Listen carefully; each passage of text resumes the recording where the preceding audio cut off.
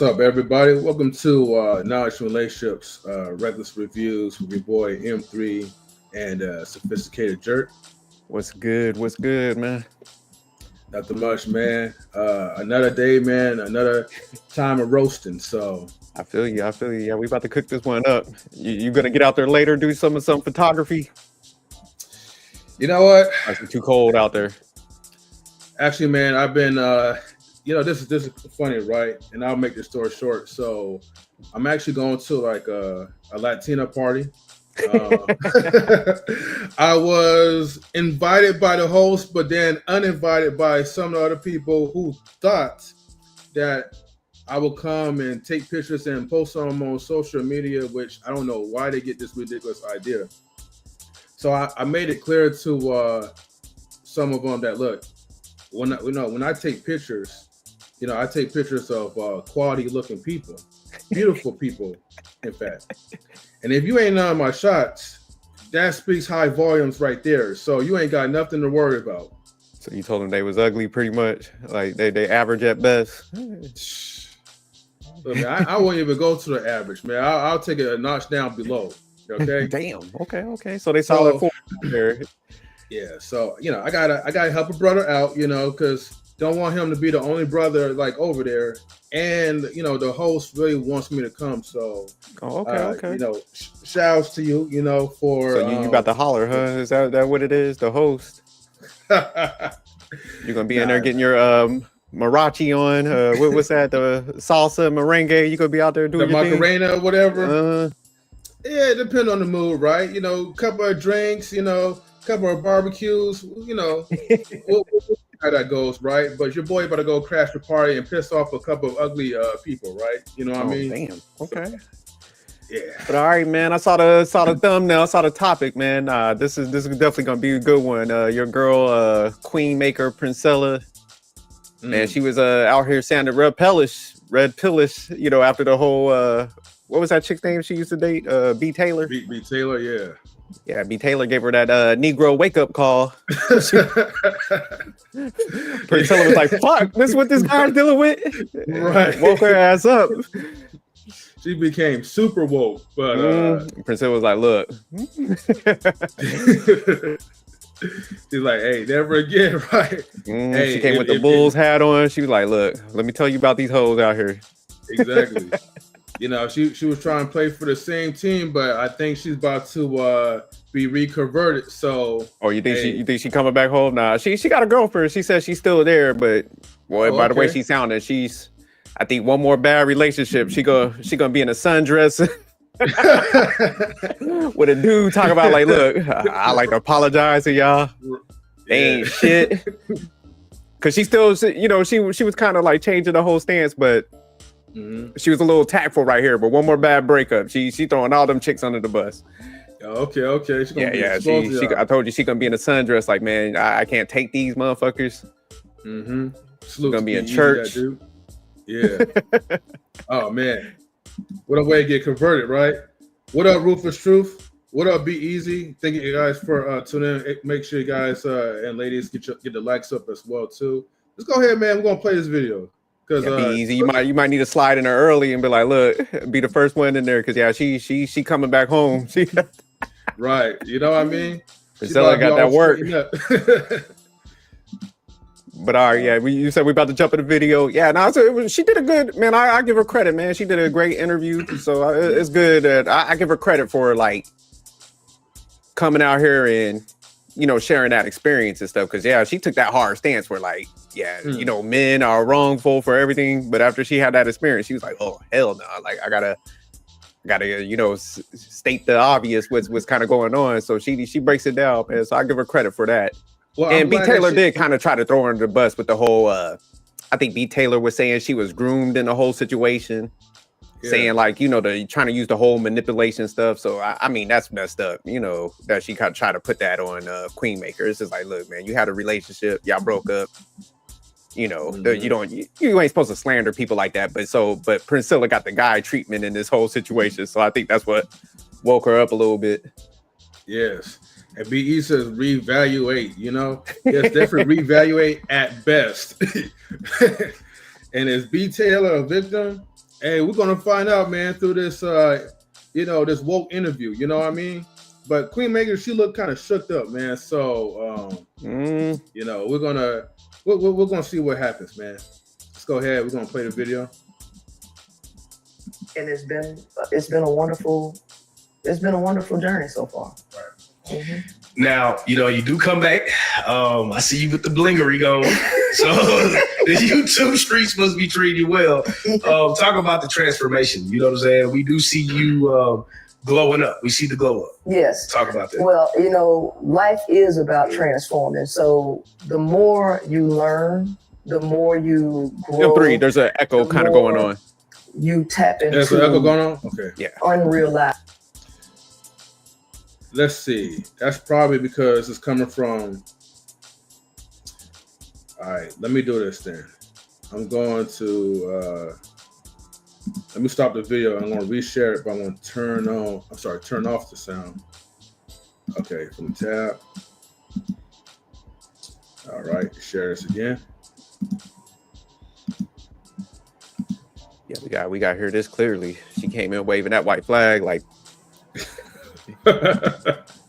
she was dropping a little bit of some knowledge in here though. Yeah.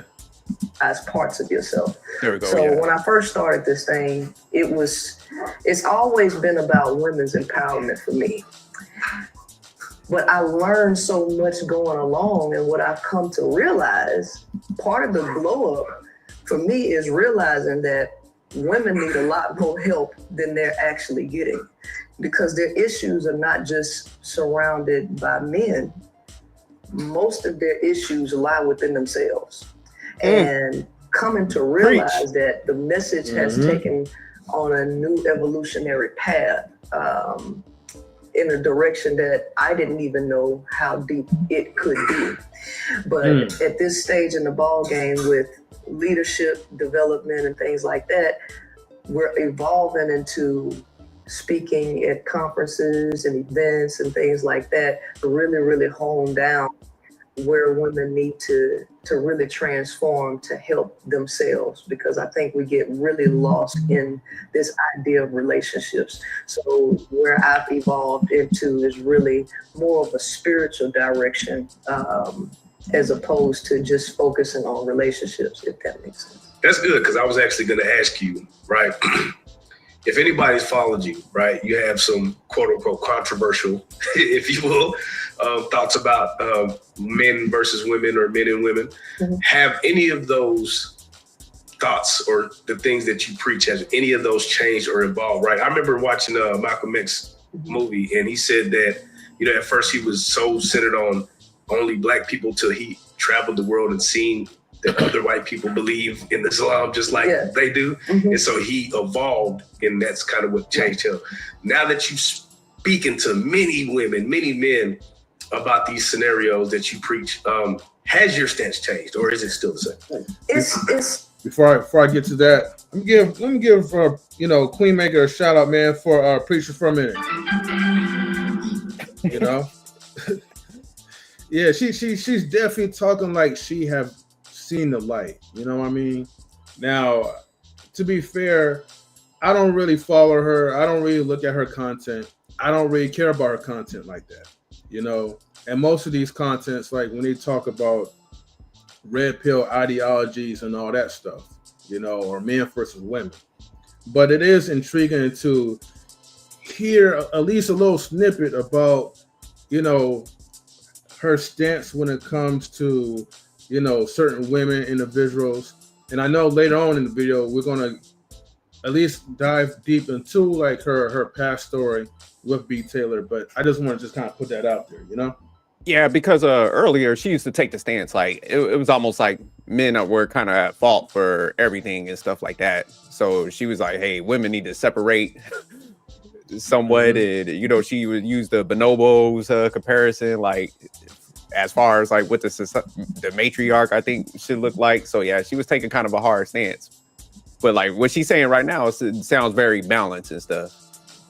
But shout out to her, man. She got the lip gloss on. She that's what I'm saying. She's migrating back. She's like, look, she still got the rings on and the chains and stuff. Like she got a mixtape out, but she she conforming a little bit. Yeah. Shout out. But the dude in the video, man, this was a great interview. Mm-hmm. But he was pushing a little bit with the Malcolm X comparison. Like, this ain't no goddamn Malcolm X. Knock that shit off. Like, yeah, we're not in civil rights times, man. I'm like, what are we talking about?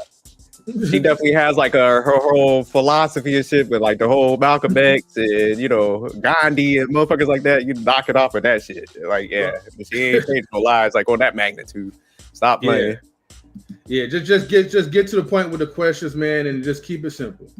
It's still the same, but it has evolved because when I began doing this, I've always saw it in phases, and I've always saw it as an evolutionary path. And in my mind, I've always known that women needed a lot of help, that women needed a lot of development. But in order to start that process, women needed to know about men, because ultimately women don't know anything about men. They think they do, but they don't. They know nothing. And so a lot of women have their identities wrapped up in men. So speaking about men are really only like 10% of the equation. Women are 90% of the equation. So after I talked about men are men. They can't be anything more than that. They're not going to change. They're not going to become cats, dogs. They're not going to evolve into women. So after I finish speaking about men, there's really nothing else to tell women about men that I haven't already told them. So once that conversation is over, now we have to turn the mirror towards women. And what you find out is that in these dynamics, 90% of the discussion has to be on women. And I find that women have a lot of problems. I find that women are very, very narcissistic, and they do not realize it. I think women lack a lot of self-awareness. And how I've taken my message, because I've got a little comedic edge, I find a way to show women themselves in a way that not many people can get women to admit that they're wrong. I have a way of getting women to admit, damn, I'm a terrible person, right? I've gotten women to see how terrible they are as friends, as relationship partners. Women are terrible relationship partners. Wait, was that was you that was doing the hand clap, or that was the people in the background? That was the interviewer. He was like, "Oh shit!" Okay. They had that Jesus coming moment. You know what I'm saying in there? Shit. Yeah. But yeah. She kind of said a lot right there as far as breaking it down, the narcissistic thing. Because I know we broke that down. A lot of times it's just like, because people, they would throw out the term especially when there's a breakup or something. They'll be like, "Hey, that person's narcissistic." And I know Gray Pill, he definitely did a deep dive on that stuff. But I always say the person that used that term, I say that they're the narcissistic one. So I'm glad she's kind of putting that in the forefront, because a lot of this, blaming people and not, reflecting on yourself in a breakup, that's typically like that's manipulative behavior. So, but you was about to say something, M3? Yeah. Well, first, salutes to We Unlock Nation, man. Thank you for tuning in. Great Pill, thank you for tuning in as well, too. Make sure you guys go follow and subscribe to their channels, man. We Unlock and Great Pill podcast. So just key components, right, to remember. She said women are narcissistic, right? She says they're terrible at relationships or terrible partners. And she says terrible friends.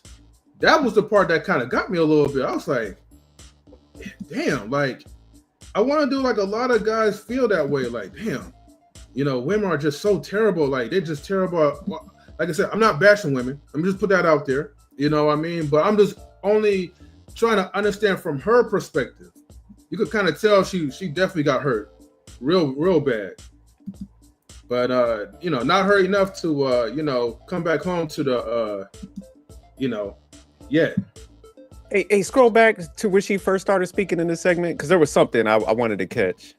Yeah. It was about 30, I'll say go back 30 seconds. Let's see. This one? Admit that they're wrong. I have a way of getting women to admit, damn, I'm a terrible person. No, go back front. A little bit more. Women to see, damn, they're wrong. Not show women themselves edge. A little bit more. A little bit more. Just a little bit. How I think 90% of the discussion has to be on women, and I find that women have a lot of problems. I find that women are very, very narcissistic. And they do not realize it. I think women lack a lot of self-awareness, and how I've taken my message, because I've got a little comedic edge.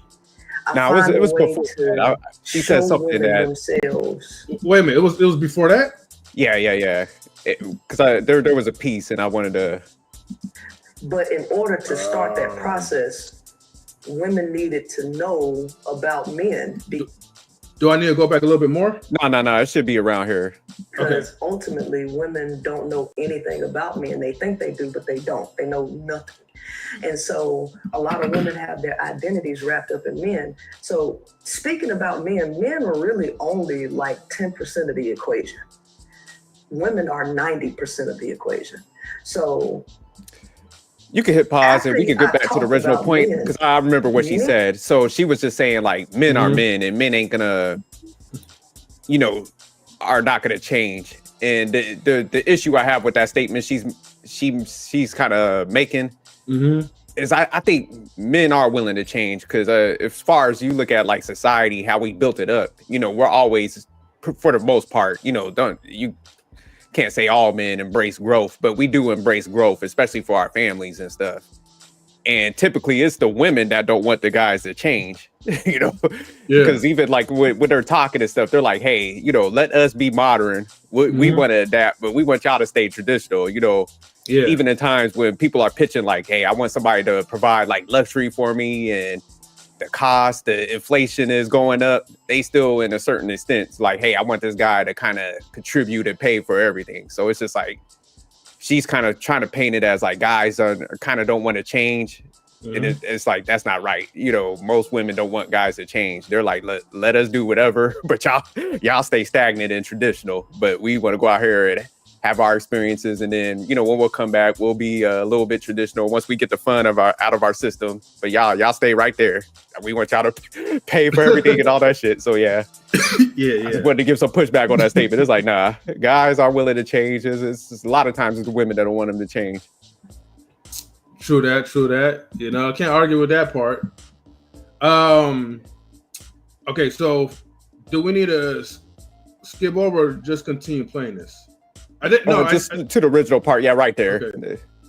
Because she was kind of cooking when she was breaking it down as far as what the issues are. So we're at the part: are women held accountable? Yeah, there you go. But the question I was going to say is that with men, right? I feel like as a man, we're held accountable in almost every term, right? Your mama holds you accountable, your friends hold you accountable, everybody kind of holds you accountable. Do you see the same type of path for women? No. So I think women are allowed to be. They're allowed to be delusional. They're allowed to not be disciplined. See, give you an example. If a boy child is crying and a girl child is crying, if he fell and she fell, they're gonna look at him and be like, boys don't cry, this, that, and the other one. And they'll just look at her, that's what girls do, they're just emotional. Let them cry, let them do this. Well, that's bad, because as girls grow older, they never know how to control and govern their emotions. They're allowed to allow any emotion, anger, frustration, sadness, depression, no matter what, they're allowed to express it however they want to express it. I've also come to the conclusion that, well, let me back up, because everybody knows that I date women. Right. And when it comes to me speaking about relationship dynamics, a lot of the rebuttals always say, well, lesbian relationships have so much more violence. They only say that because they're thinking about a relationship where a man might be putting his hands on a woman. They're not including the other side of the equation where women are putting their hands on men and men are not calling the cops. True. Yeah. Women are very violent. A woman will put her hands on a man. She will hit him, spit in his face, call him all kinds of names, and everything is totally fine. Women are allowed to do this.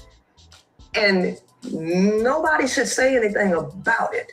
Now, these women they will be in these relationships and they will hit a man and they will take that same behavior and they'll take it to a lesbian relationship.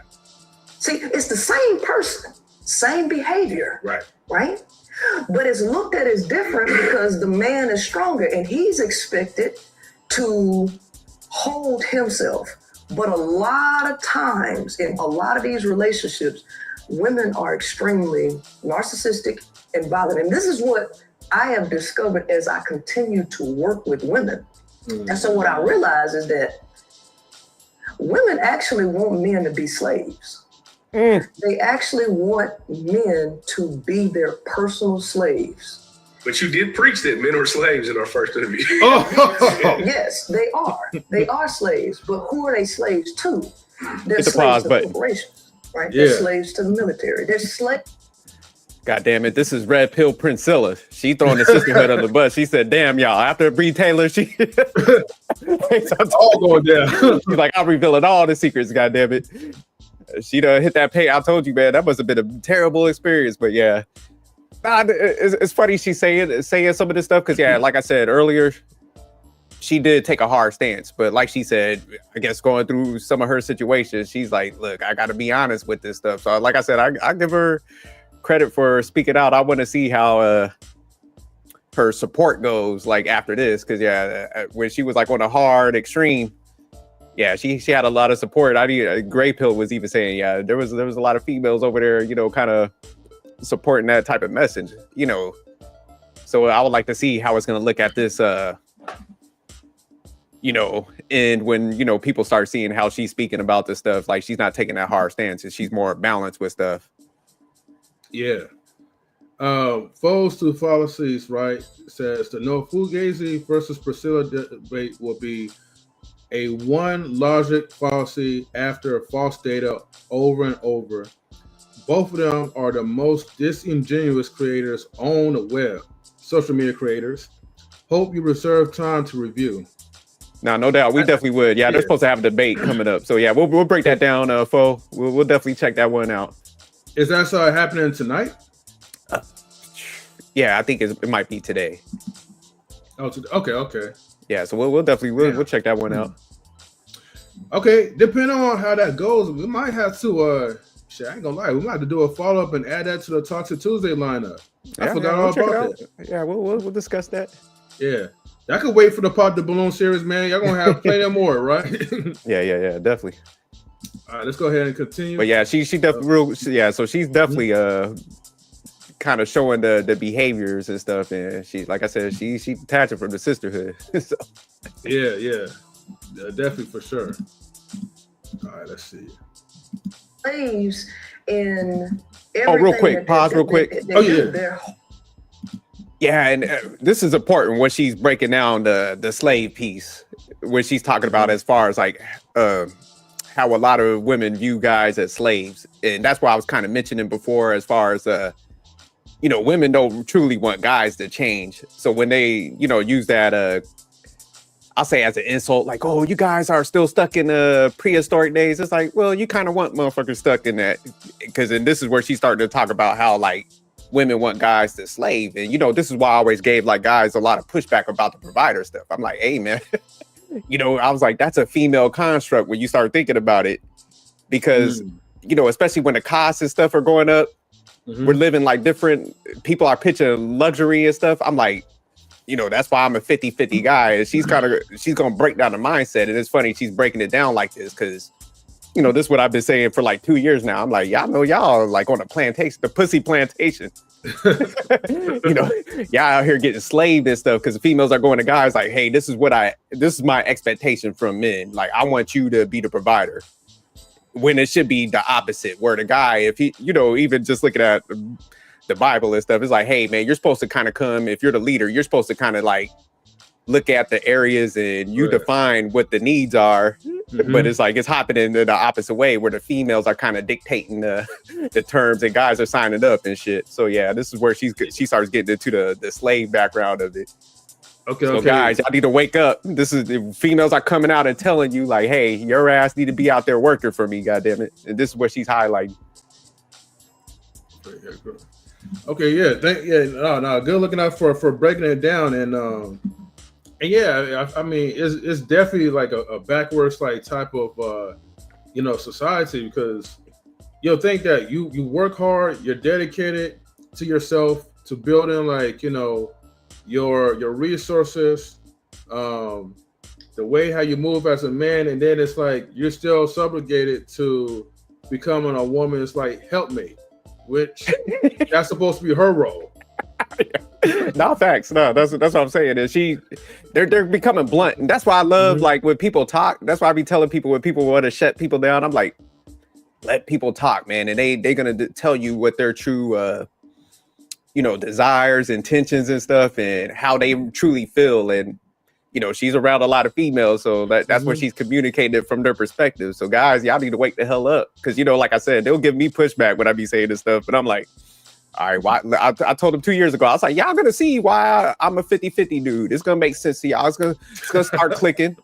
Like I told her, I was like, I've never been on the pussy plantation. y'all cats are slaves out here. You're like, yes, my queen. Yes, whatever you say. Grand Rising Queen. There was like it was a video. I don't know when it was posted like in a private chat, but it was a post, right, off of Instagram that said from a woman, right? Like, men, be stingy with your wallet. I'm just paraphrasing terribly, right? But basically, the more stingy you are, right, the more you're going to be able to save and be on your feet or whatever the case is. But when you start like spending loosely for these women, you're going to wind up going broke. And when you go broke, they're going to leave you anyway. Yeah, I know exactly that quote, because man, I actually sent that to a few people. It was like men that know how to say no with their finances, and kind of like what you're saying, M3. It's like, nah, you're gonna come in, we're gonna work together, you're gonna contribute. They tend to get richer, but the dudes that like are kind of like Princella saying are the slaves that react on their desires and spend the money. They end up going broke and stuff. So yeah, that's facts. Yeah, we might have to pull up that because a lot that post stuck out when it was in that chat. Yeah. What's good, Lola? Yeah, feel free to share if you feel like it. Let me see. Let me go ahead and continue this video. So she's going. So right at this point, right, if you guys now tune in, she's breaking down why men are slaves. Why men are slaves. Why y'all on that plantation? Yeah. Whole purpose was for them to work for somebody. And that's what you see. The man then is a slave to his sex drive. And by a man being a slave to his sex drive, he turns around and becomes a slave to a woman who expects him to be a slave to his sex drive and her. So she uses that as a manipulation tool to try to get that man to do whatever she wants him to do. Well, here's the problem. Women don't live in reality. A lot of women are very, very, very delusional. And so they have these ideas about men in their head, what they want these men to do. Not the D word. Like they got a movie and they have a cast. And there's a role for this knight in shining armor that's going to sweep her off her feet and worship her and only her for eternity. His eyes see nobody else but her. His phallus sees nobody else but her. And so she wants that man. She finds a man that she likes. She creates this picture. She's driven by sex, and she wants to trap that man to worship her for eternity. And if he does not play to every single thing that she has in her mind, She wants to blow up the world. She wants to set off a detonator to destroy everything around her if things don't go exactly her way. And so what I come to realize is that a lot of men. Priscilla, you keep on spitting all these truths. They gonna take her out. Priscilla, you better hide after this interview. Right. You look, save her at all costs. You know what I mean? So protect you. Hey, look, protect her, y'all. You know what I mean? I'm about to start donating. But man, I don't know if you caught what she was saying. She was, and that's why I'm saying, man, guys, y'all gotta like wake the hell up. Because what she was pretty much describing, y'all just actors in these females' movies that they creating in their mind. You're an actor, so you playing a role and stuff. So it's like she coming to y'all like, "Hey, here's my movie. Stick to your script, punk." And y'all like, "Yes, ma'am." Like because of y'all desires and stuff. And that's why I always tell guys like, "Man, y'all pedestalize like vagina too much. That's the issue. That's this whole dynamic where men are getting caught up and having issues is because they." Pedestalized vagina, man, and that's the issue. So that, like she's like, man, y'all playing a role in a movie. See me, I'm the producer of this motherfucker. I'm like, hey, I'm changing the terms, goddamn it. I ain't playing no role, guys. I'm filming this movie. I wrote this shit. So that's where guys gotta get back to, and that's why I always say, man, find a good woman that actually likes you, that's willing to work with you and have that growth with you. And for some reason, that's when guys be like, oh, I'll get the McDonald's chick. I'm like, you. Fuck that. Like I said, get that smart, intelligent woman that's there for the right reasons and you're gonna be all right. That's the workaround. But guys, like she said, hey man, y'all slaves to your desire, which makes you a slave to, you know, that female that wants to use you for the wrong reasons. So it's like dudes are sitting here working themselves to death. Because even when people say the traditional shit, it's just like, man, you can't even, there's nothing traditional about what we're doing today. Because it's like, man, first of all, you go back to even medieval times, motherfuckers ain't have cable, you know, they ain't have like the, you know, cars and stuff that they had to account for, you know, they was just basically on some, you know, farming, that type of stuff. So even, you know, back to, like I say, when I was growing up, you know, we didn't have the cable packages, you didn't have the cell phones, you didn't have the internet package. Most people had like one car for the family. They wasn't going on like luxury trips, you know, twice a year. So when you add up all these costs and stuff that we're dealing with, it's stupid. And then that's where she's talking about like men are like kind of working themselves to the bone, you know, because dudes typically go for the wrong women. Now they working them to death, and guys keep signing up for this nonsense. So they get burnt out. And then, you know, when people get burnt out, that's why they end up getting divorced and stuff, because it just ain't meshing up. So that's where people just got to start realizing, like, man, like they got to adapt to the new times. But most people ain't willing. They're still chasing the fantasy of like the past and stuff.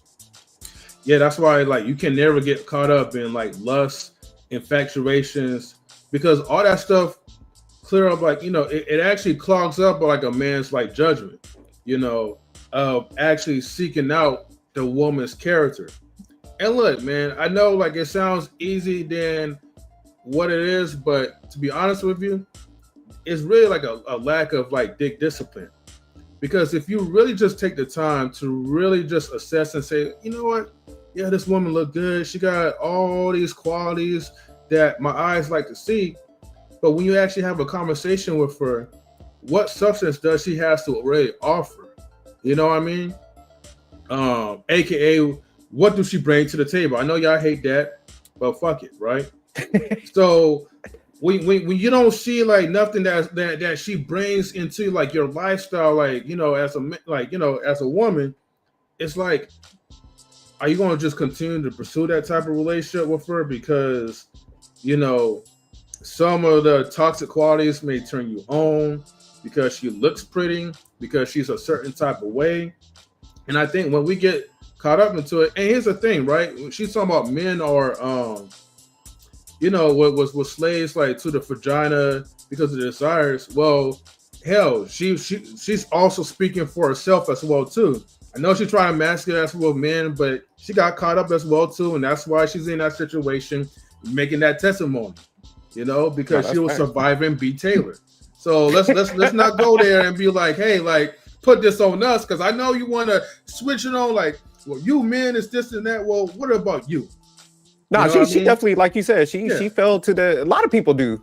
But I mean, I would just say, like, if we had to say which gender goes for the desires the most, I'll say as far as like looks and stuff, we got to give it to men. So like you said, I mean, it's facts. Most people fall for it to a certain degree, but when women come into a relationship, they're about 3 or 4 levels deep, where guys are just fixated on looks for the most part. So, I mean, when women are coming in there, they're like, okay, there's attraction, but also it's just like, okay, what's the finances?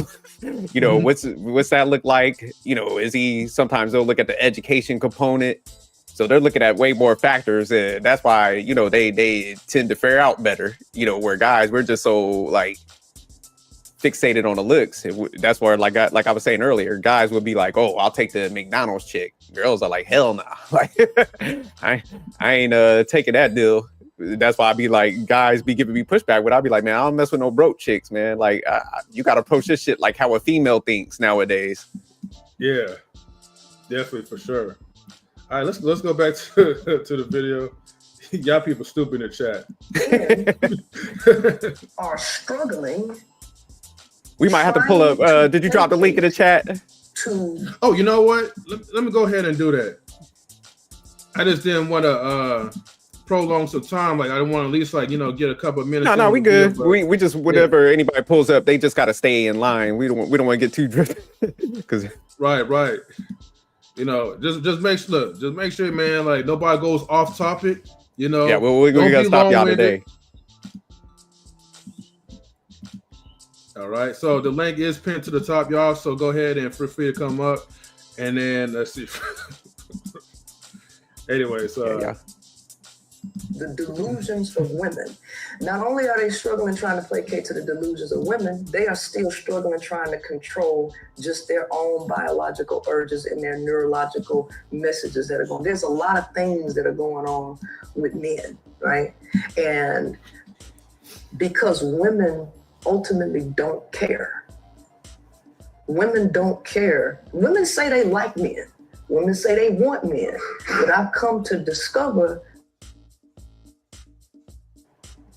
and the only reason that they're dealing with men is because they have this addiction to sex and power.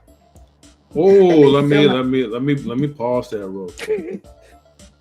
We all got Ruthless Truth in the building. What's good, Ruthless? What's good? What's your take so far, Ruthless? Well, she's a fraud, right? I mean, everything she's saying is correct, but she's always known this. It's not like she's having an epiphany, you know what I'm saying? She's been knowing this. She's just switching her tone because I think she's just trying to tap into the male resource. But you all know I've been on this since I've been on this space, right? That women are part of the problem, right? I give them a bulk of the share for the breaking up of the family. I give them a large bulk more of the share because they're taking advantage of opportunity, right? The opportunists. But I don't know that women are not romantic. They are terrible partners. The return on investment is not there, right? That's what men are. This is what she's talking about, right? Men want to return on their investment, and they're not getting it, right? The women are bouncing, or I said they want to run the relationship. This is why people say women are looking for leaders. They're not looking for leaders. They think they are the leaders, and this is why I haven't got married, right? This is why I haven't going into monogamy, because when you get into those type of situations, she's going to challenge you, and this is just the way, the nature of a woman to challenge a man's, for whatever supremacy he has. And this is the problem with me. I'm a strong personality, so it doesn't work for me. But this is where the problems are with the men and women, right? We're conflict. We're conflicted. We're not getting along, and largely, once again, that's because of the woman. She wants the relationship to be about her, right? The more time you guys spend together, the more you get to know it, and you'll see that it's all about her. Everything is her. She wants to argue with you about the decisions you want to take the family. She wants to have everything about her. This is what women do. Salute, they're alone. Okay. So power, the only reason they deal with men is for power and resources. That's the facts.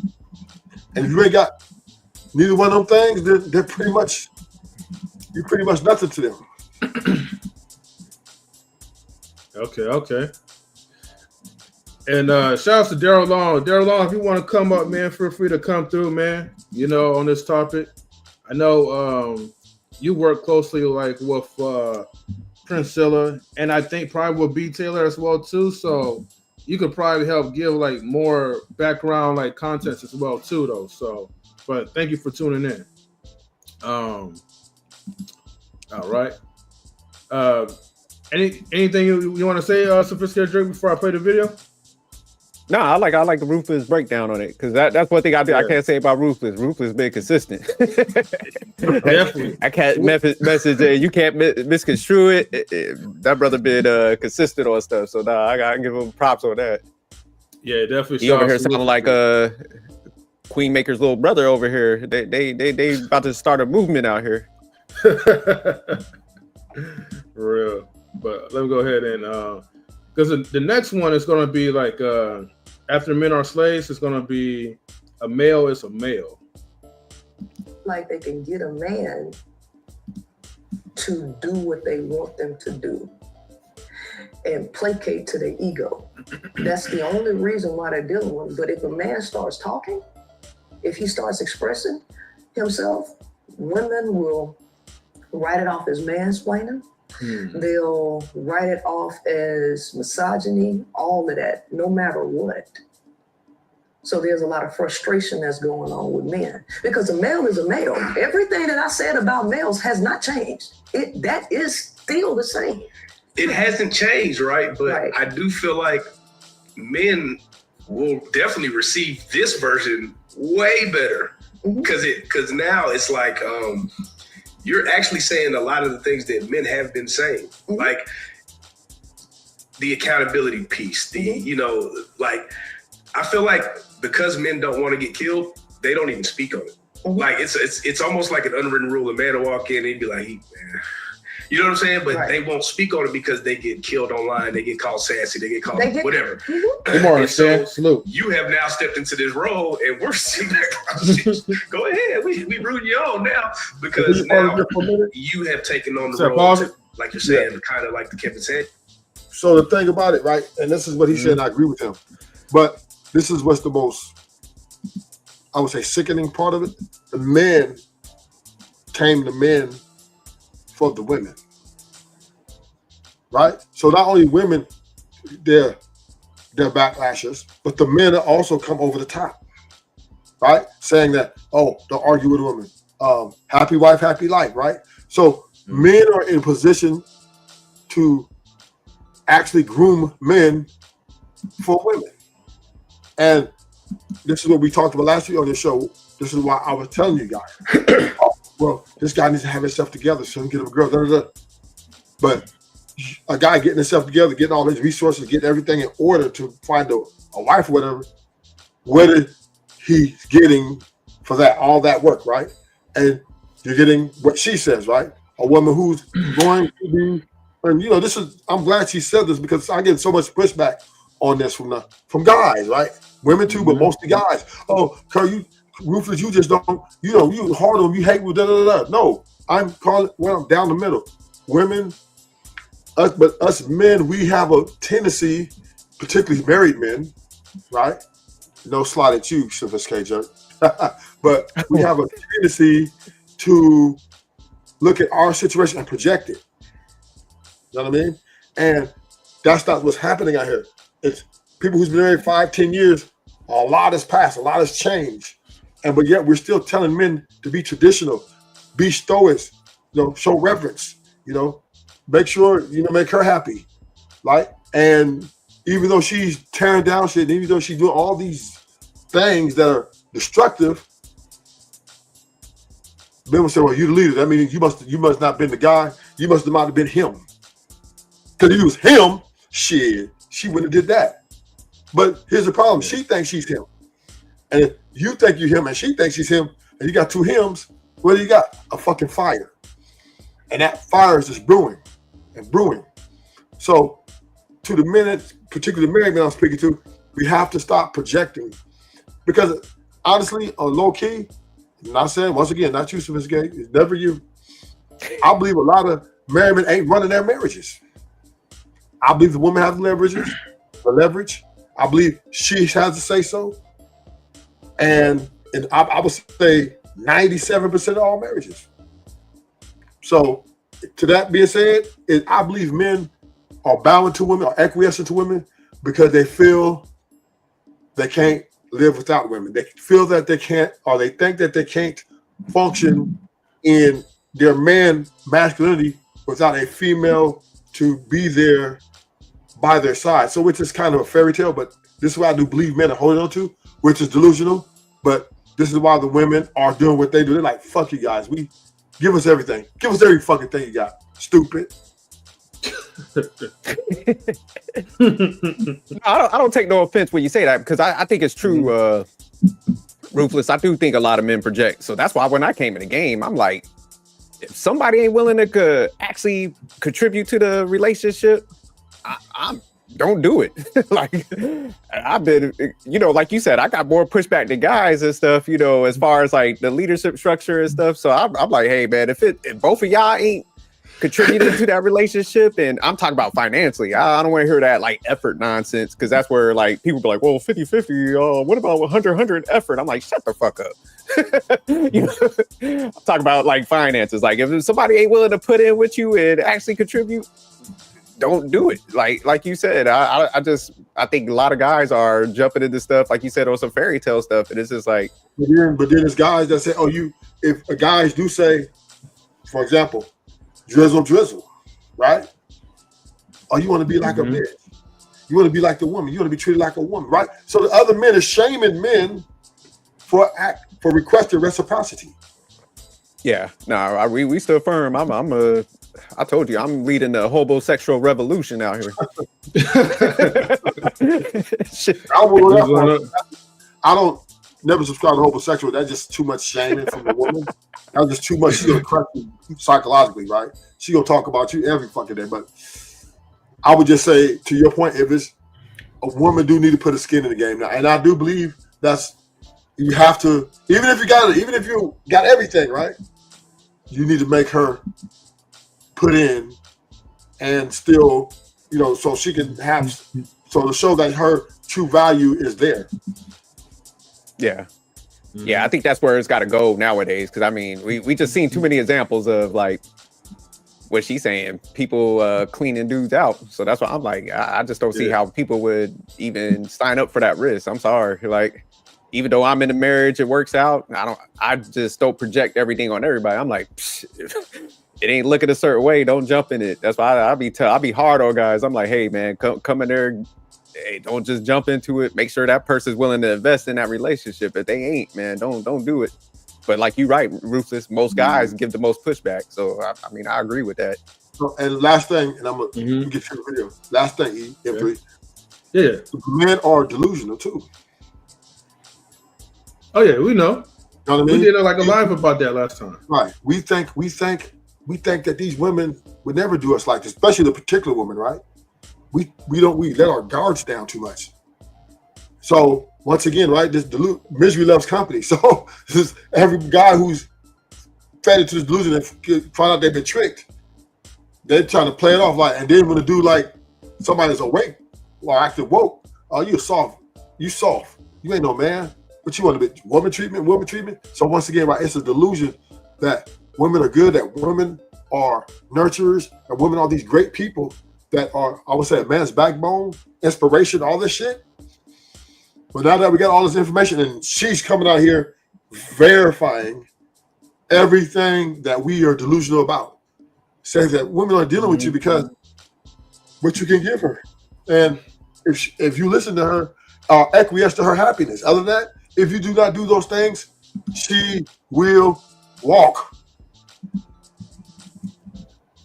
Yeah, you said one more thing, Ruthless, and you were saying like you said the women lead like 97% of most relationships. I agree, because like when I be like breaking stuff down to guys, and they're like I said, they're giving me pushback, and I'm like, I was explaining to him like the old traditional stuff. I'm like, man, that's a female construct, man. Like, they can't grasp it and stuff. And so I could tell when they're arguing with me and they can't see any other like dynamic. I'm like, yeah, y'all lack confidence and stuff. So yeah, the female definitely running them relationships.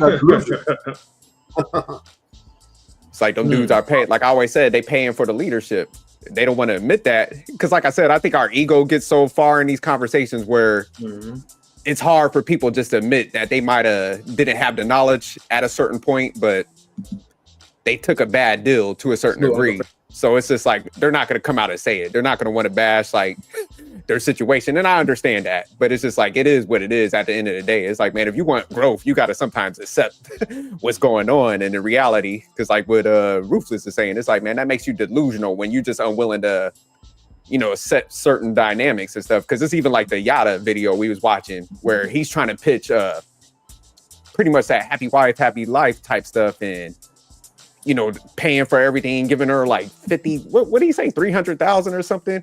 And he's trying to pitch that as masculinity. And that's why I always gave that shit pushback. I'm like, that ain't masculine. You just forking over money all day and stuff like that. So yeah, now we definitely got to start having more of these conversations. And I think females, like the issue that they have, it's not about, we're not saying don't take care of your woman that you have, but there's a difference between taking care of your household and everybody contributing versus like, what they kind of want in a lot of these situations is somebody like just forking over money to them to fund their like luxury habits and stuff. Not so we're saying men don't get used. We're not saying don't take care of your household. That's two different things.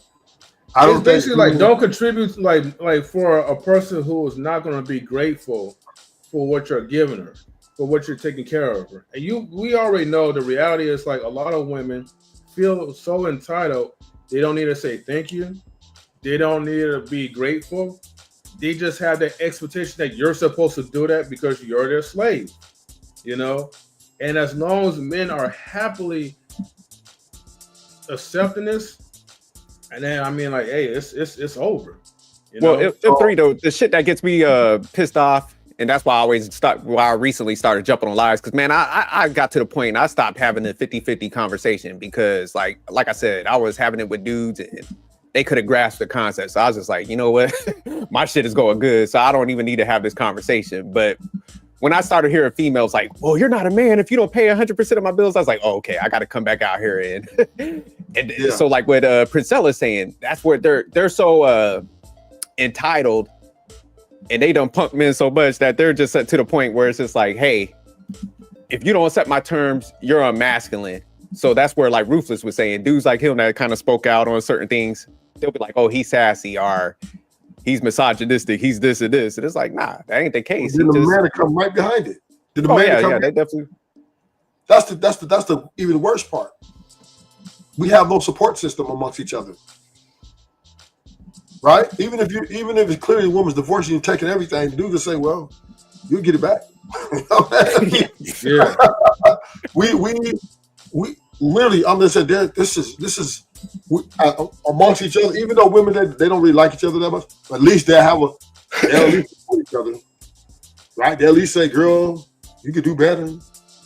I mean, I'm not saying it's the best thing, right? But I'm just saying at least they got a support system. That's what makes women. That's what put women at the advantage in a lot of relationships. They have a support system. They got their family going to be behind them, their homegirls. Where men, pretty much, we got some homeboys, but most of them are simps.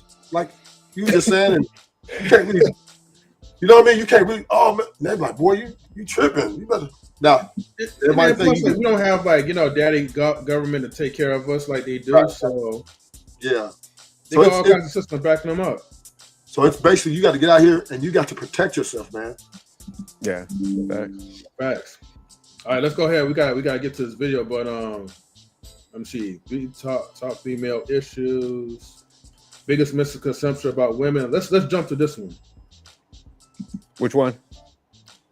Biggest misconception about women. Oh, okay, yeah. All right, let's see. But do you also? Because I can see the value of you actually mentoring the men about women. Do you happen to do that? Yes, if they ask. Got you. Okay. You know, because we got to understand, men don't respect women. Let's just keep it a book. right? Men do not respect women. They don't respect the intelligence of women. And I understand to a degree, because women are very, very delusional and they don't know anything. You can take a woman with a PhD. She can have a medical degree. She can have money in the bank. But this woman is totally ignorant when it comes to played. She will fall to her emotions and still not be able to see anything clearly. And knowing that women do not understand males and what makes a male, she can't have any logical or rational feedback that can actually help a male on anything really in his life. So this is why men ultimately don't respect women, because they know that women don't know anything about them.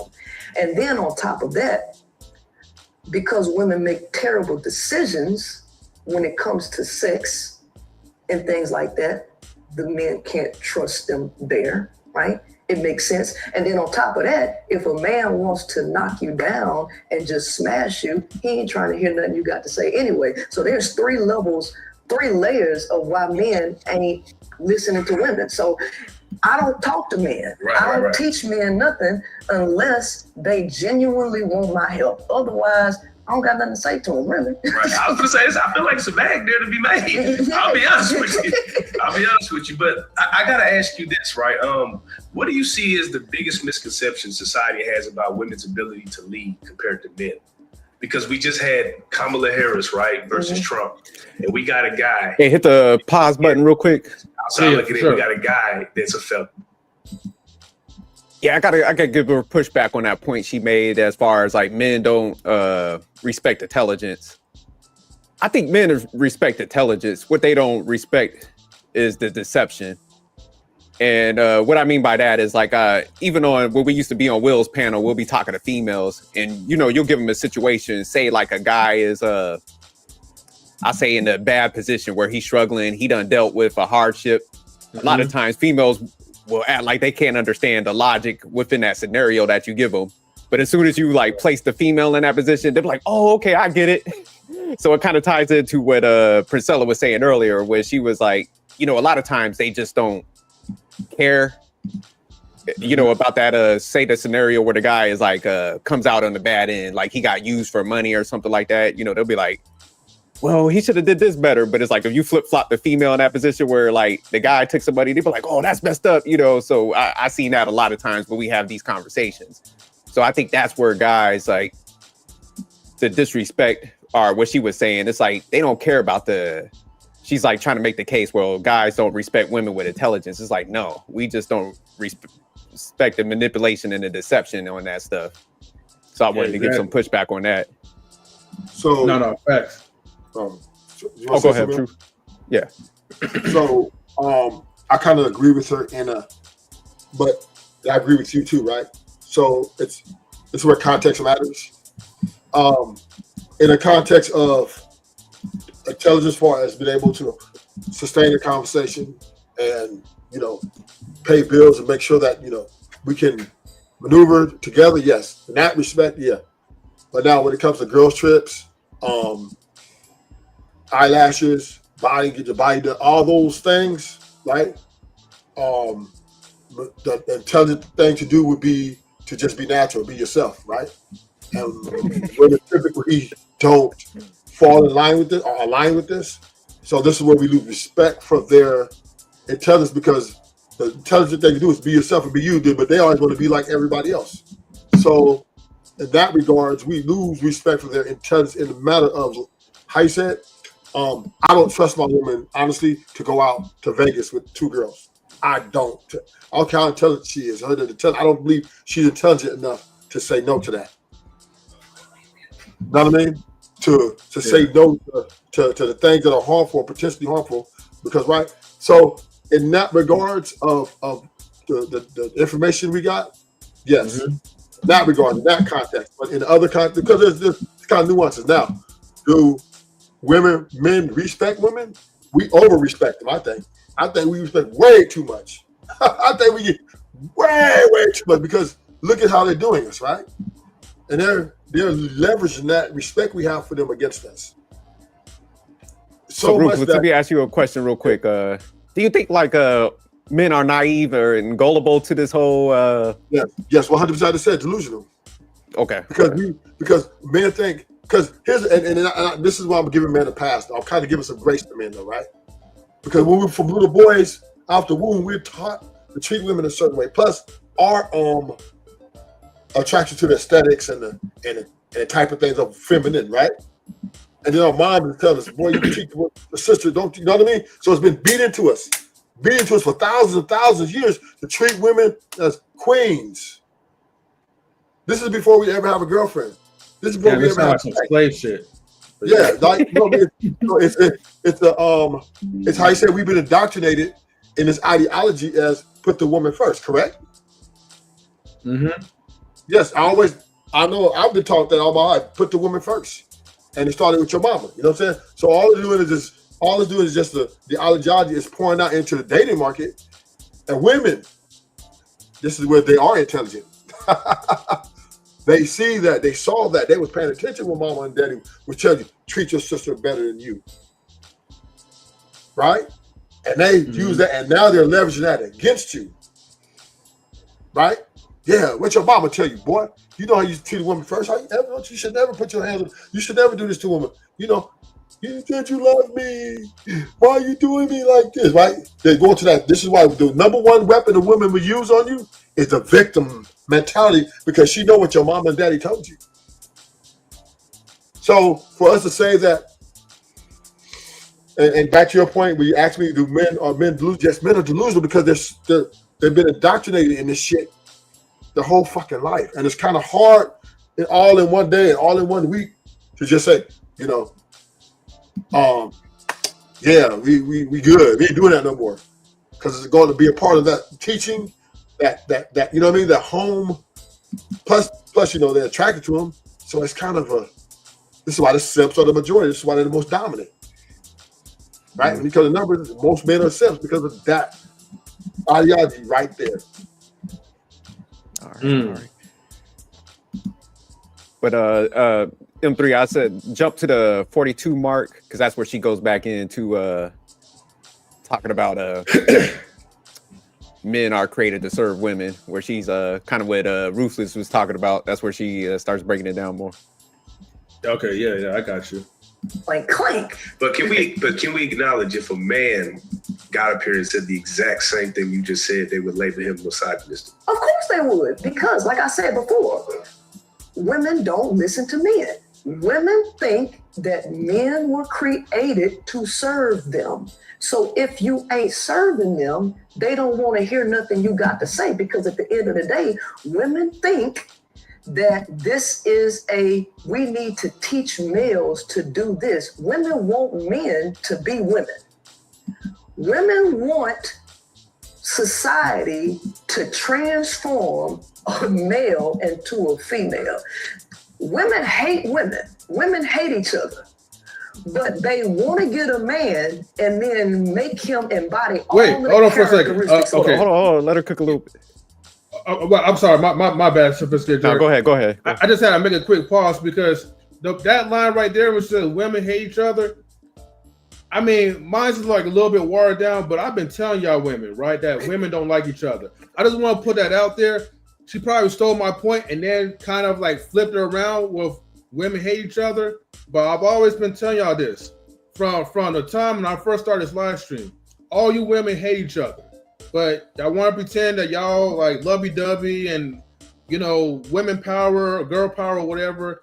But deep down inside, y'all can't stand each other. And usually it's because of a man. I'm just putting that out there. But you're right. You're absolutely right about that. But here's the difference, though. And this is why they're winning. To beat us, they will form like Voltron. And they're taking the LGBTQ, LBZ with them. Right? So all this. Man, that's the whole alphabet. I'm just trying to put the whole letters into this. You should probably say that backwards. So they will against us, right? Mm-hmm. Or even on a panel where a woman is disrespecting a man, you bitch ass who? Women that, like you said, they don't like each other on the low. I can't stand it. Ooh, shit, you know shit. But then when it's come to winning this battle against men, the men to serve them, the women will form with their buddies like Voltron. Because the one thing women are not want to ever give up, and you know what gave them, also helped them out? Chivalry, right? Chivalry was the worst thing for men ever in the history of fucking America. Said chivalry? Yeah, listen. Why? You gotta break that down. Why you think that was the worst thing? Because it boosted her ego into worship. So you said to put it on that's what the pedestalizing, that's what happened. Yeah. Okay. She come everywhere you go, you're opening doors. What's that thing? What LL say? I'll put down my jacket so you can walk over a puddle.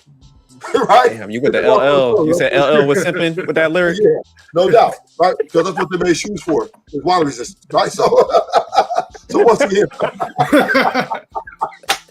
So we through chivalry, was chivalry probably by one guy, I don't know who, right? And all the men followed in line with that. It was that began the woman's rise to the top and men's rise to the bottom in far as the dynamics of the relationship aspect, right? So all we're doing is every time you open the door for a woman, let me tell you about my ex real quick. We went shopping at some store, right? And I said, man, I'm not gonna open this door for her. I ain't lying to you. So I was ahead of her. So I went in the door, I went in, just went in, right? She stood outside for like 5 minutes, right? I'm like, damn, you coming in or what? Hey, she took off, right? So I went out like, where you going? You gonna open the door for me? You know you're supposed to. I said, look, now how to explain to her. Chivalry is a courtesy. It's not a, I don't owe you that. You're not entitled to that. If we do it, it's a courtesy. So when I don't do it, okay. But she was so upset. She was so upset. But I had to train her though, like that. She stopped. Hey, tell that bitch like the DMV like slogan, right? Some things are a privilege, not a right. Right. Okay. Right. So that's the thing. Us men that we just keep doing it because we think, oh, I'm a man. But women are looking at this like it'd be old women. When I be going to the door, they be running to the door so they can get me to open the door for them. I be closing it quick. Hey, tell you this right now. These women be doing this. This one woman at the restaurant, I opened the door for her. She just stood and looked at her husband. Look, he didn't open the door for me. What's wrong with him? I'm like, damn, bitch, you ain't my girl and nothing. I don't even know you. So once again, women want that they take that as the boost to their ego that you serve me. You open that motherfucking door for me. You lay down that jacket over that puddle so I can walk on your $2,000 jacket, Prada. Let me walk over that because I'm more important than anything you got. Right. All right, let me go ahead and play finish the video. They want to get a man and then make him embody all of the characteristics of a woman. Yeah, right. That's what they want to do. Yeah, it's just confusing.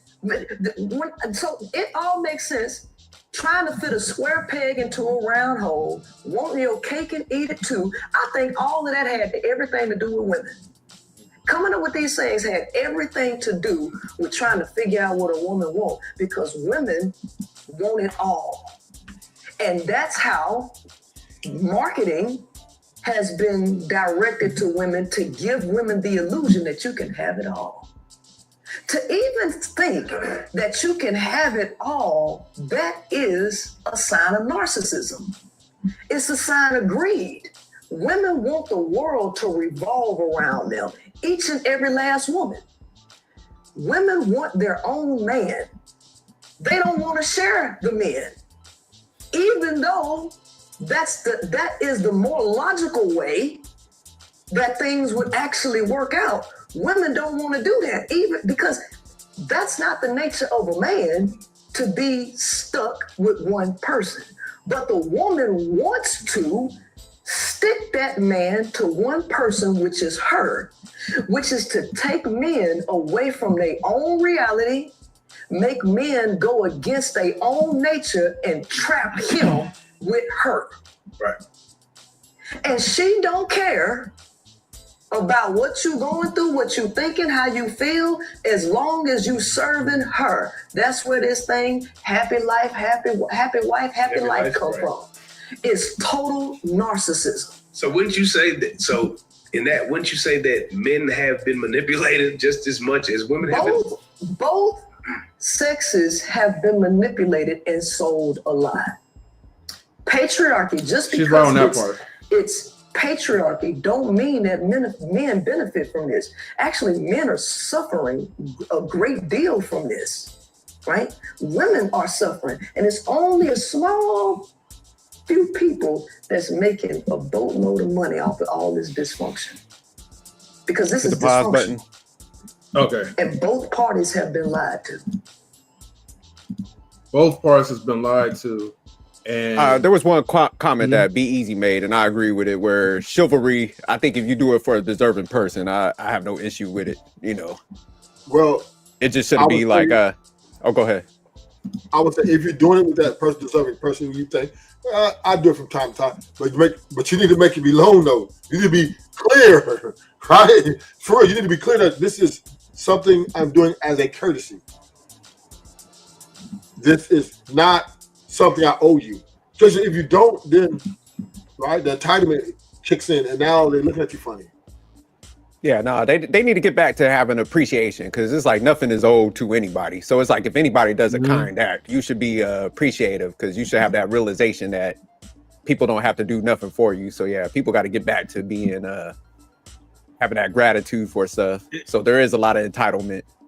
I'm just going to say this, man. Like, for women who is unappreciative, I'm just going to just say the old school slogan. Didn't your mother teach you any manners? Right? So if your mother taught you like certain things, like how to respect people, especially like with somebody doing basic things, what happened to you as an adult where you just pretty much regressed? Okay? If someone's doing like kind of acts like, I'm not, I'm just saying, not for the intent of like just trying to sniff your vagina, but just simple stuff or whatever. You may have dropped something and a guy just kindly picked it up for you. Just say thank you and just move on. So this is the part you're missing, M3. The mama is the one who was getting the chivalry too, so she just passed it on.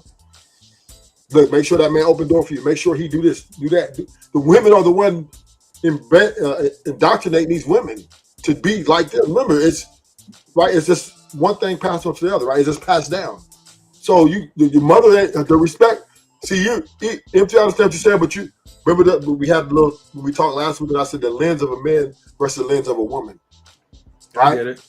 The way we see things, what a good woman, a good man is, and chivalry, we all know in here, it's a courtesy, right? We all know that. I don't have to explain that to y'all. But from a woman's lens, it is an act of service that we need to be serving them, right? And this is what a lot of women expect. So that she's teaching her daughter the same thing the way she is. She's not gonna tell her don't take that door open. Yeah.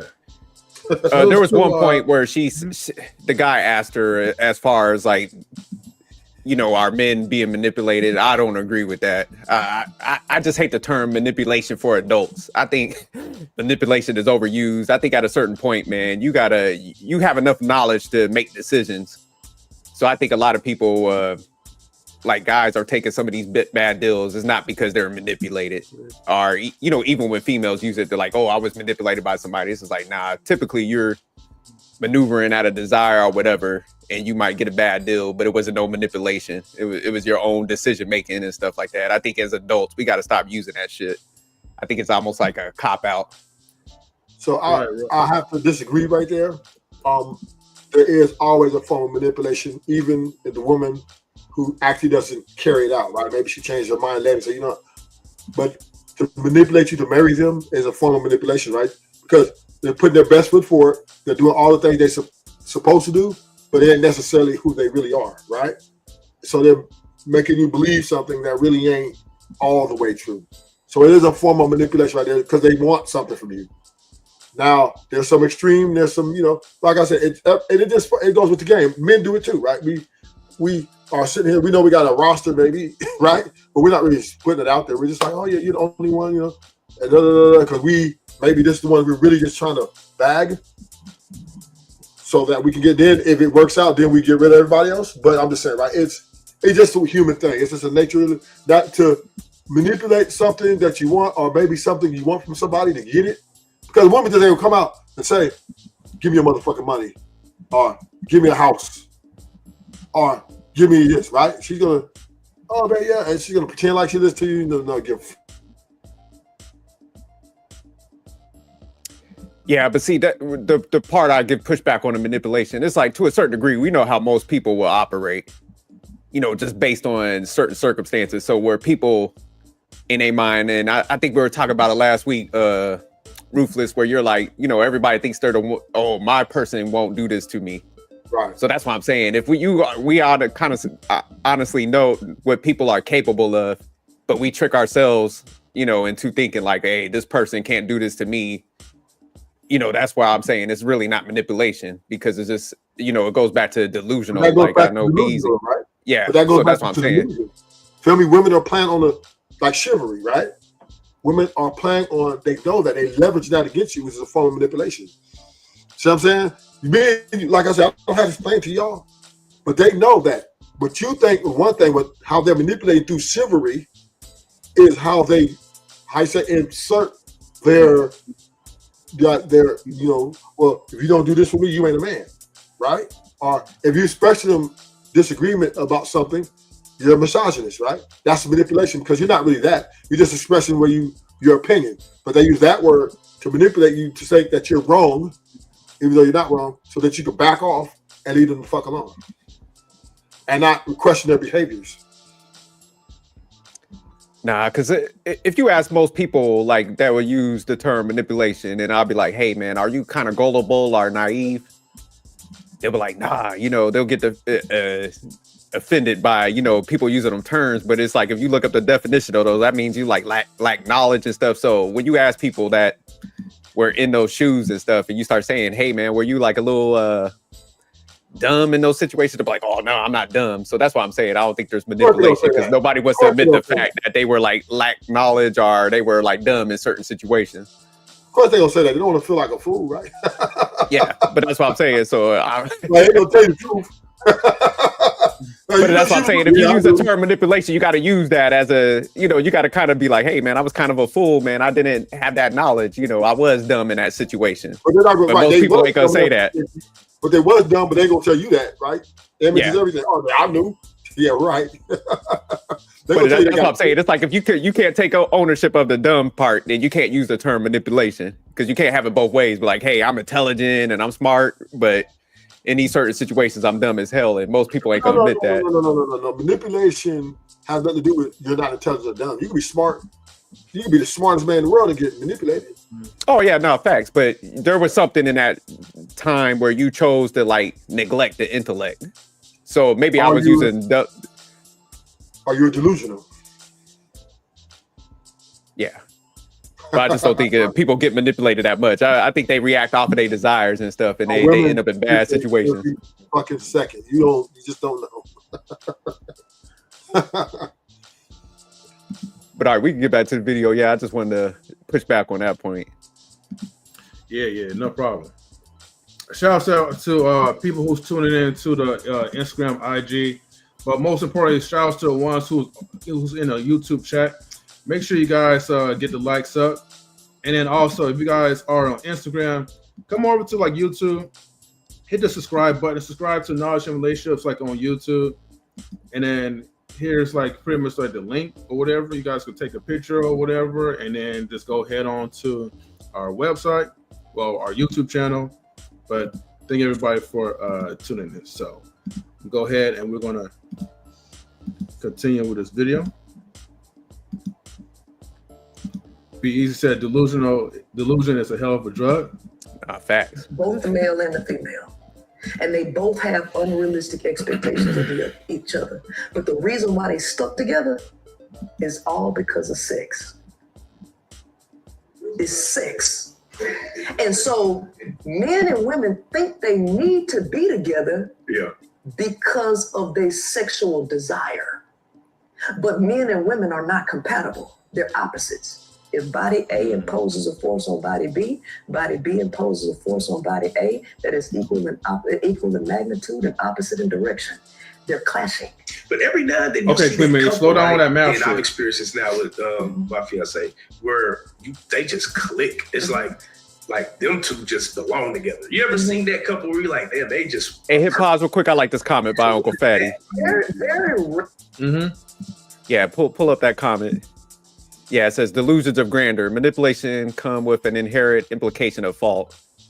It is a cop-out because most people don't realize that they are men fault of being manipulated. Facts, Uncle Fatty. That's what I'm talking about. Saved your boy. But that's what I'm saying. Like I like how he worded it and stuff. But yeah, that's what it is, man. And people use it because they don't want to admit like they were chasing stuff for the wrong reasons, man. And that's majority of the time. Now I do know that there is manipulation. People can be manipulated, but I think it's just a fraction of the time. I think people are overusing it just as like we broke down that one time as narcissism. You know how we were like, you know, females call every guy that don't do what they want to narcissists. So I think people are just way misusing these terms too much. But you got to remember one thing. You're missing one thing. Sophisticated.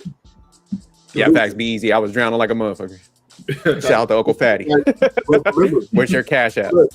Most men are blinded in the delusion of the very one woman that they want the most. Right? So they're living in a illusion when they think that this woman here is the one for them and don't even know her yet. So through that lens, the woman from her lens is taking advantage of that man's. That's why God gives girls gifts, cash apps, just because they want to. They're thinking, the man's lens thinking that this is what they're supposed to do when they want someone, which is a delusion, right? When we all tell it, don't leave with your wallet, correct? Or try to lead with your intellectual, your personality. But what do women don't want, right? They don't care about that. They only care about the things you give them. So therefore, they're manipulating men to think that these things that you give me, I give you my love back. I love you because you do all this for me. When it's just a money grab. So, and the man who is doing this, he really believes it. It's not like he's like, oh, no. He really believes. Some of them get at some point figured out, okay, she's working me. She worked for me. She got me. But the sex is so good. She look good, and I got feelings for her.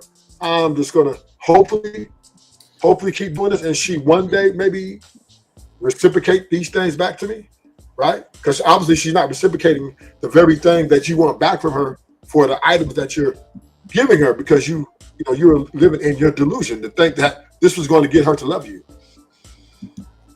So Rufus, right? So Rufus, so if that's the case, then why are men constantly like lying to these men, and why men are so gullible to believe that?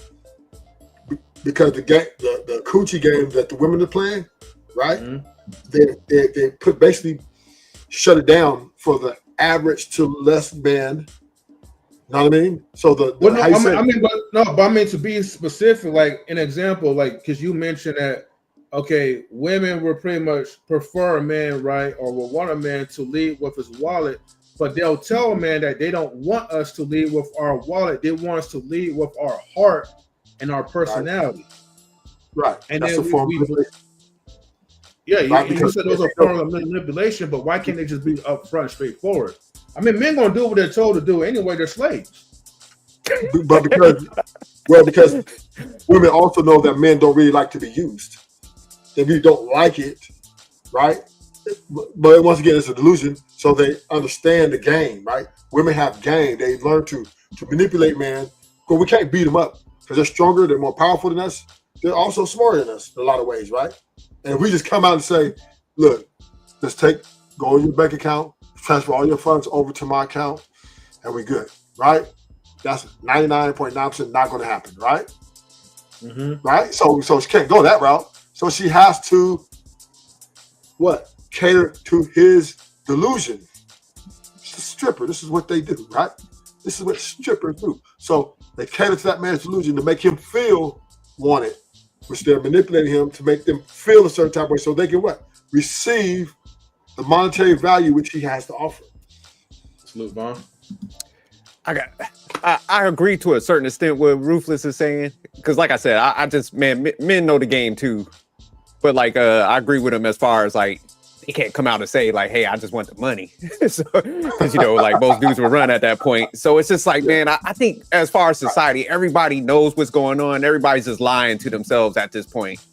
Because that's like M3, man, we've been in this for a minute, and you hear me, I'll come out, I'm like, man, I don't mess with broke chicks. Here's my circumstance.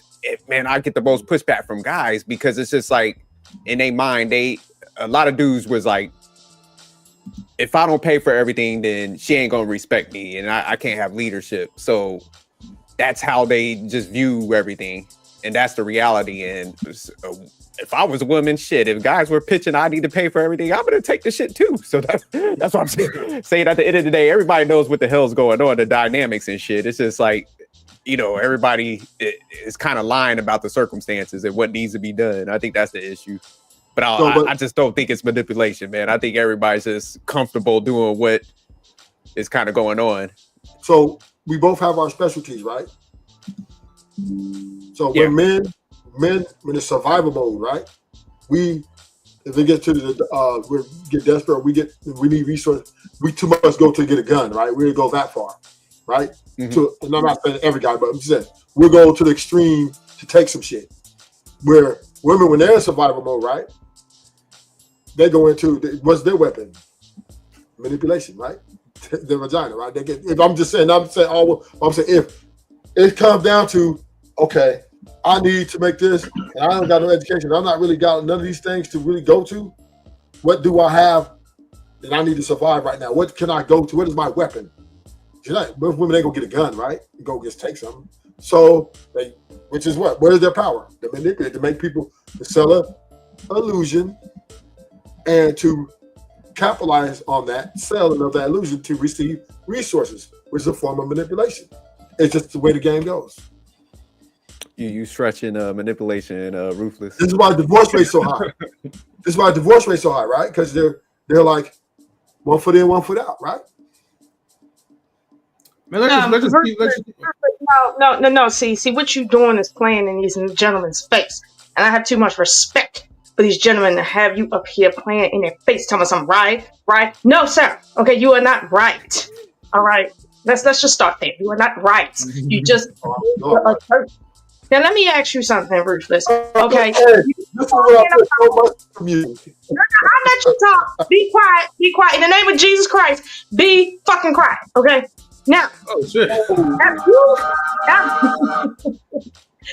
have you been married and divorced? Let's start there. No. Right. You haven't been married and divorced? I haven't been married or divorced. But you know why people are getting divorced and married all over the world, correct? Through the numbers and information given to me, yes. Based from who? From Google, from different studies, researches. Yeah. Man, see, I can go you know what? Hey, listen. You know what? I'm gonna let you rest in your your mask. Whatever the fuck you in. I'm gonna let you rest in that shit. Okay. Now, I don't got no words for you. Okay. I know. Anyway, to the point of women's manipulation tactics. First of all, I don't know why this situation with Princella is kicking off. I suspect that is very much now biased because she's hurt even more so because she's in something that's quite unnatural and it's not working for her. What I don't appreciate here is that some of these men want to jump on the bandwagon with her now because she's saying something that they think is in their favor, while at the same time, she's advocating literally what you just played, that men do not belong naturally with women. So it's not even women's fault that it's a problem for real. This is how this woman actually thinks. She doesn't think long term, and she's not really a thinker. She's an emotional person that got a lot of education. That's what she is.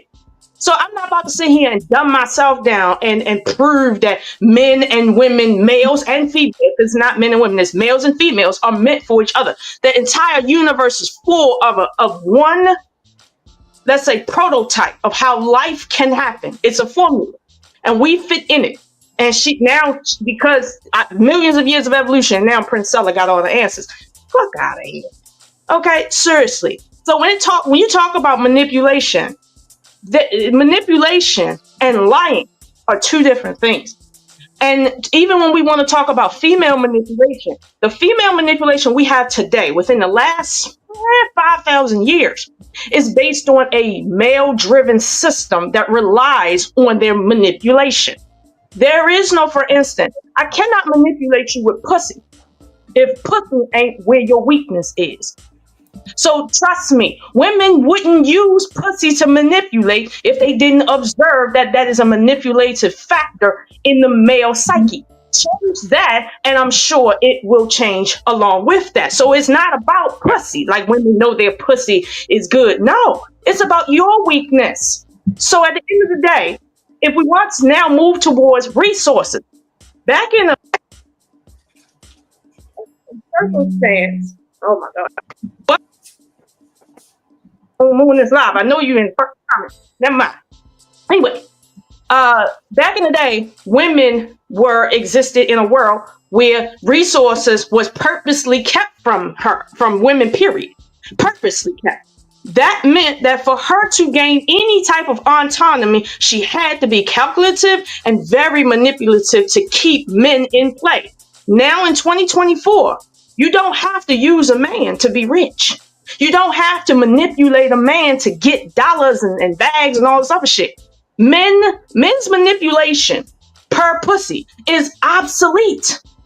Seriously, I'm a six-figure earner, and not because I gave a fuck about dating a nigga or trying to make myself palatable for marriage. That's not what it is anymore. So when you say women are manipulative, no, men have created a system that allows for the lowest of men to get somewhere, because some women are barred from certain resources. If it were not, and I'll land my plane here, if it were not for women begging and watching for resources, most men, and I mean over 80%, would not have a chance with women that are wired to go for the top 10%. They wouldn't have a chance in hell.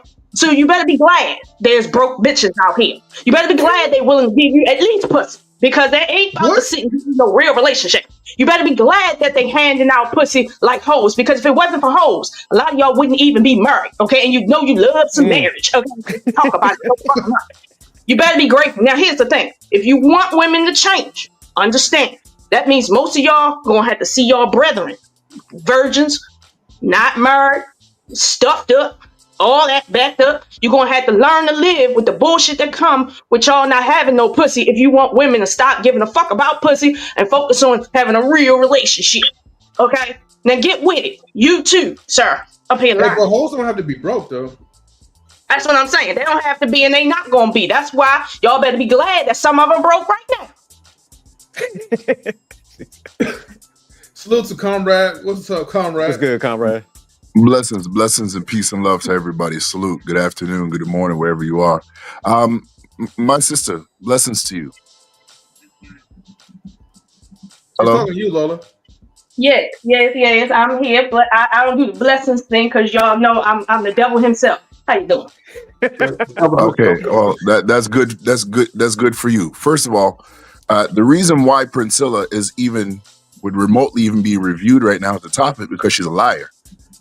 She pandered to women to become lesbians because men were inherently evil. Those are her words.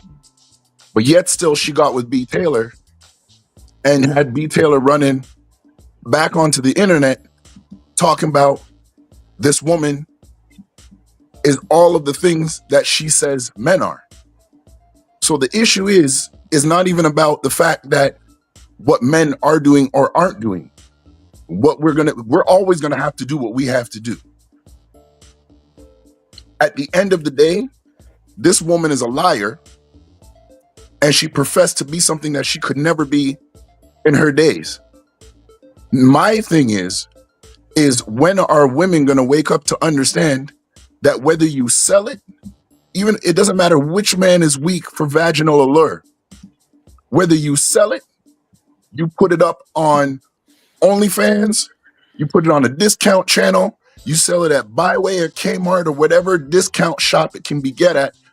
Why is it that y'all that there's no accountability, that maybe, just maybe, y'all should stop selling pussy?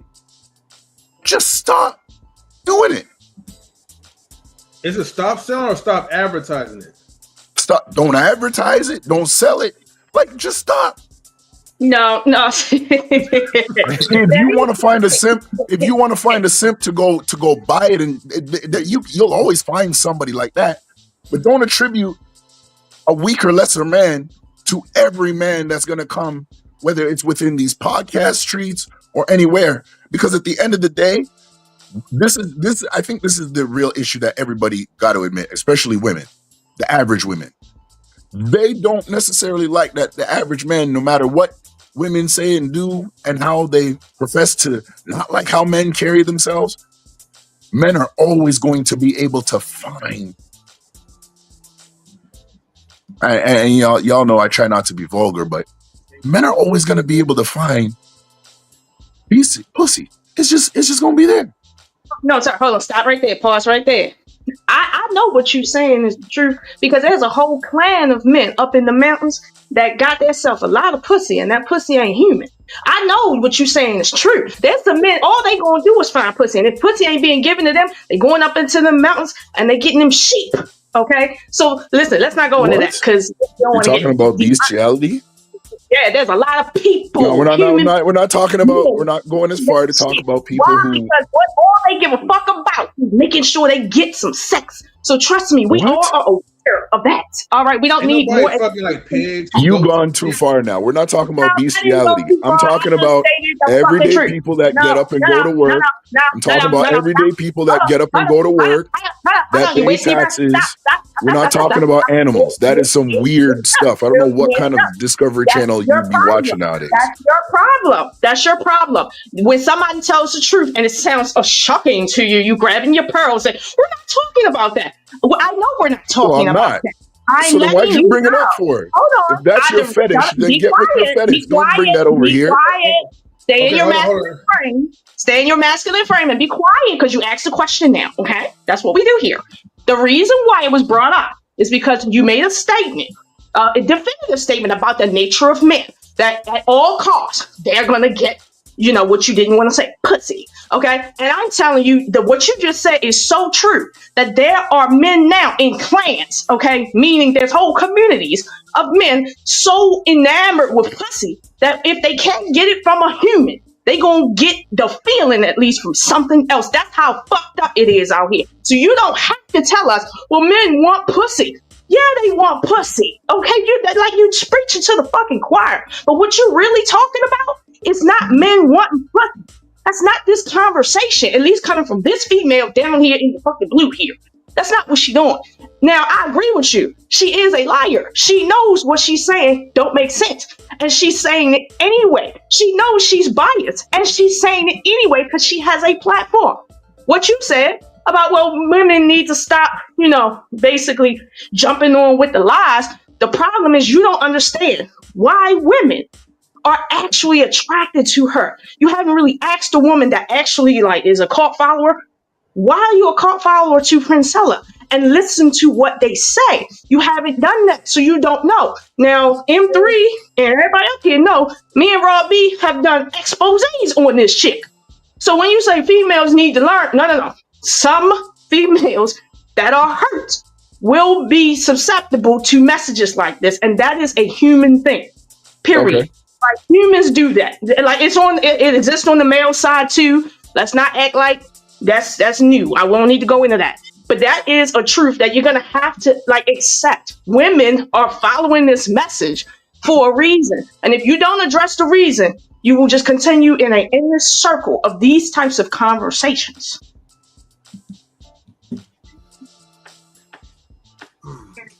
So I would say my question is what is the reason why,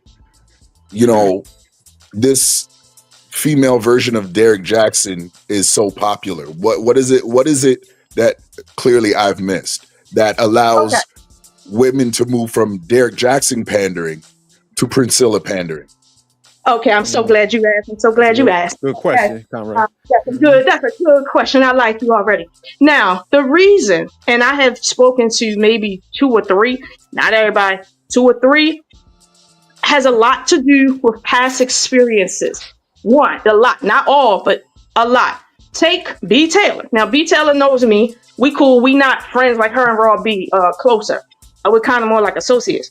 When you look at how B. Taylor came to know Princella, he came to know Princella as a woman who had been a reject in a certain community, and she had been mocked for every part of her being.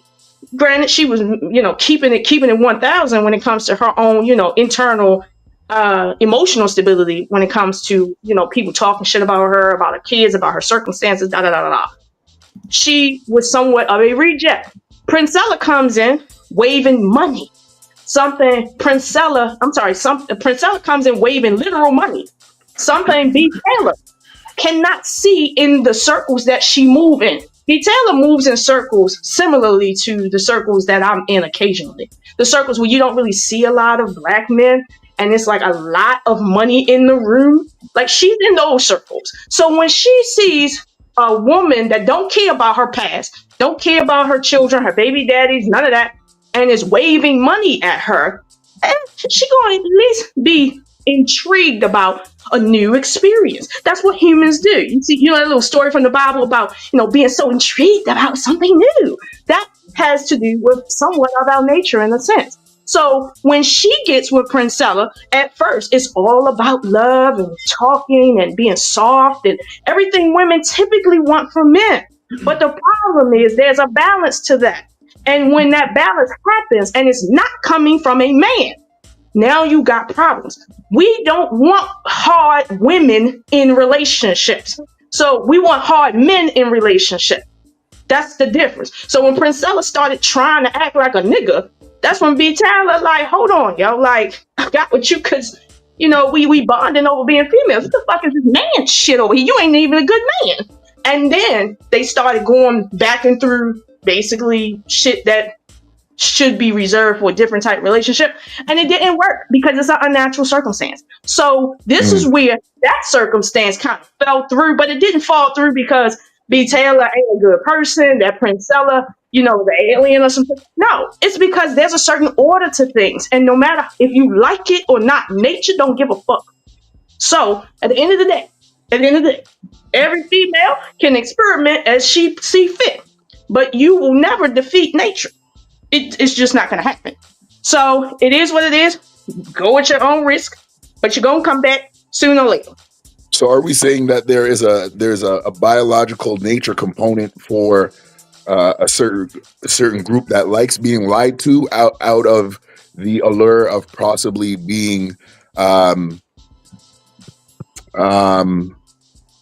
let's say having an easier time, just being loved?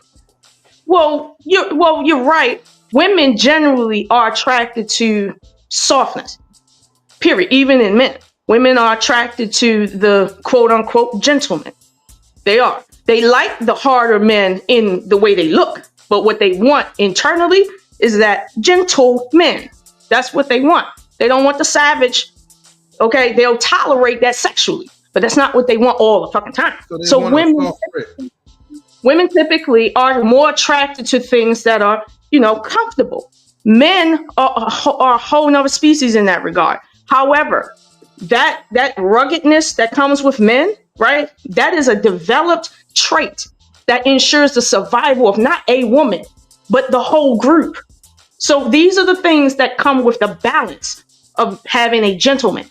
You cannot have a gentleman that does not have a killer side, period. Because a gentleman protects, right? And a protector will kill on sight. So here's the problem with Princella. Princella thinks that, well, if a man can't essentially be like a woman, he not meant to be with her. That dumbass shit.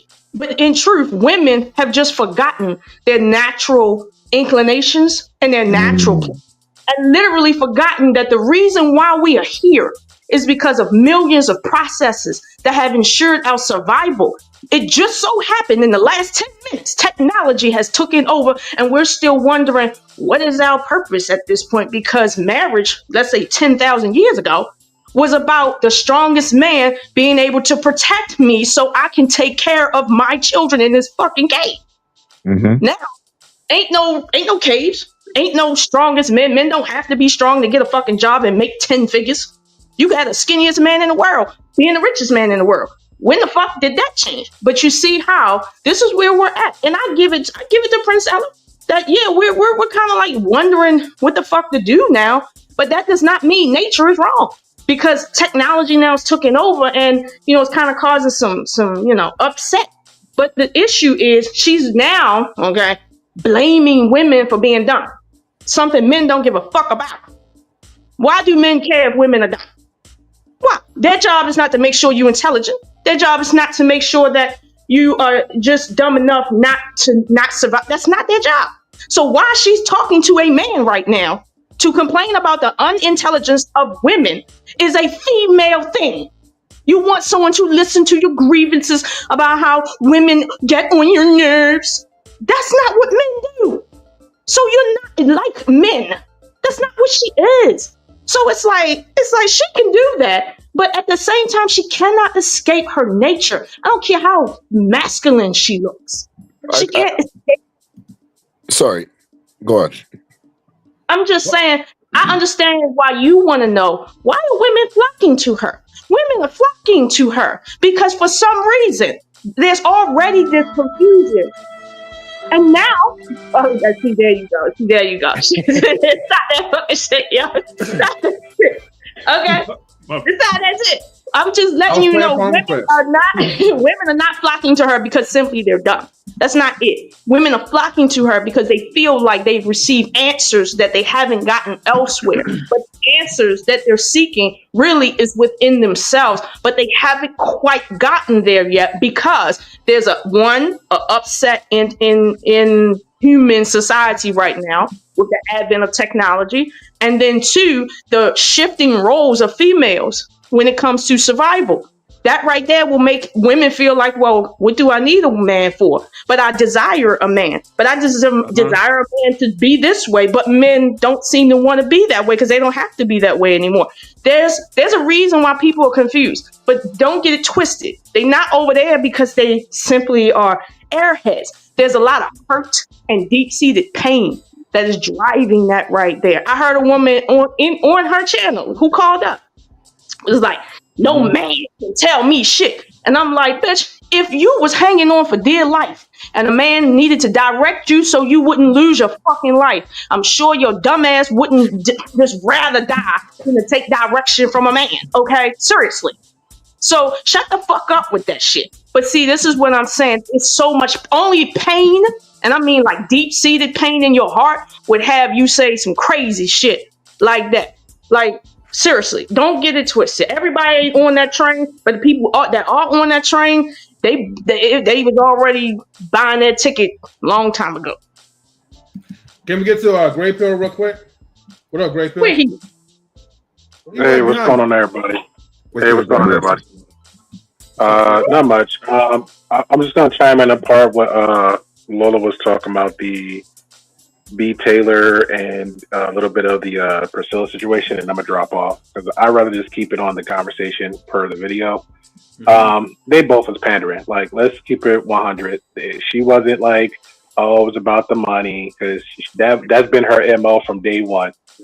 That's like, if she was in the manosphere for a long time. I'm talking about B. Taylor.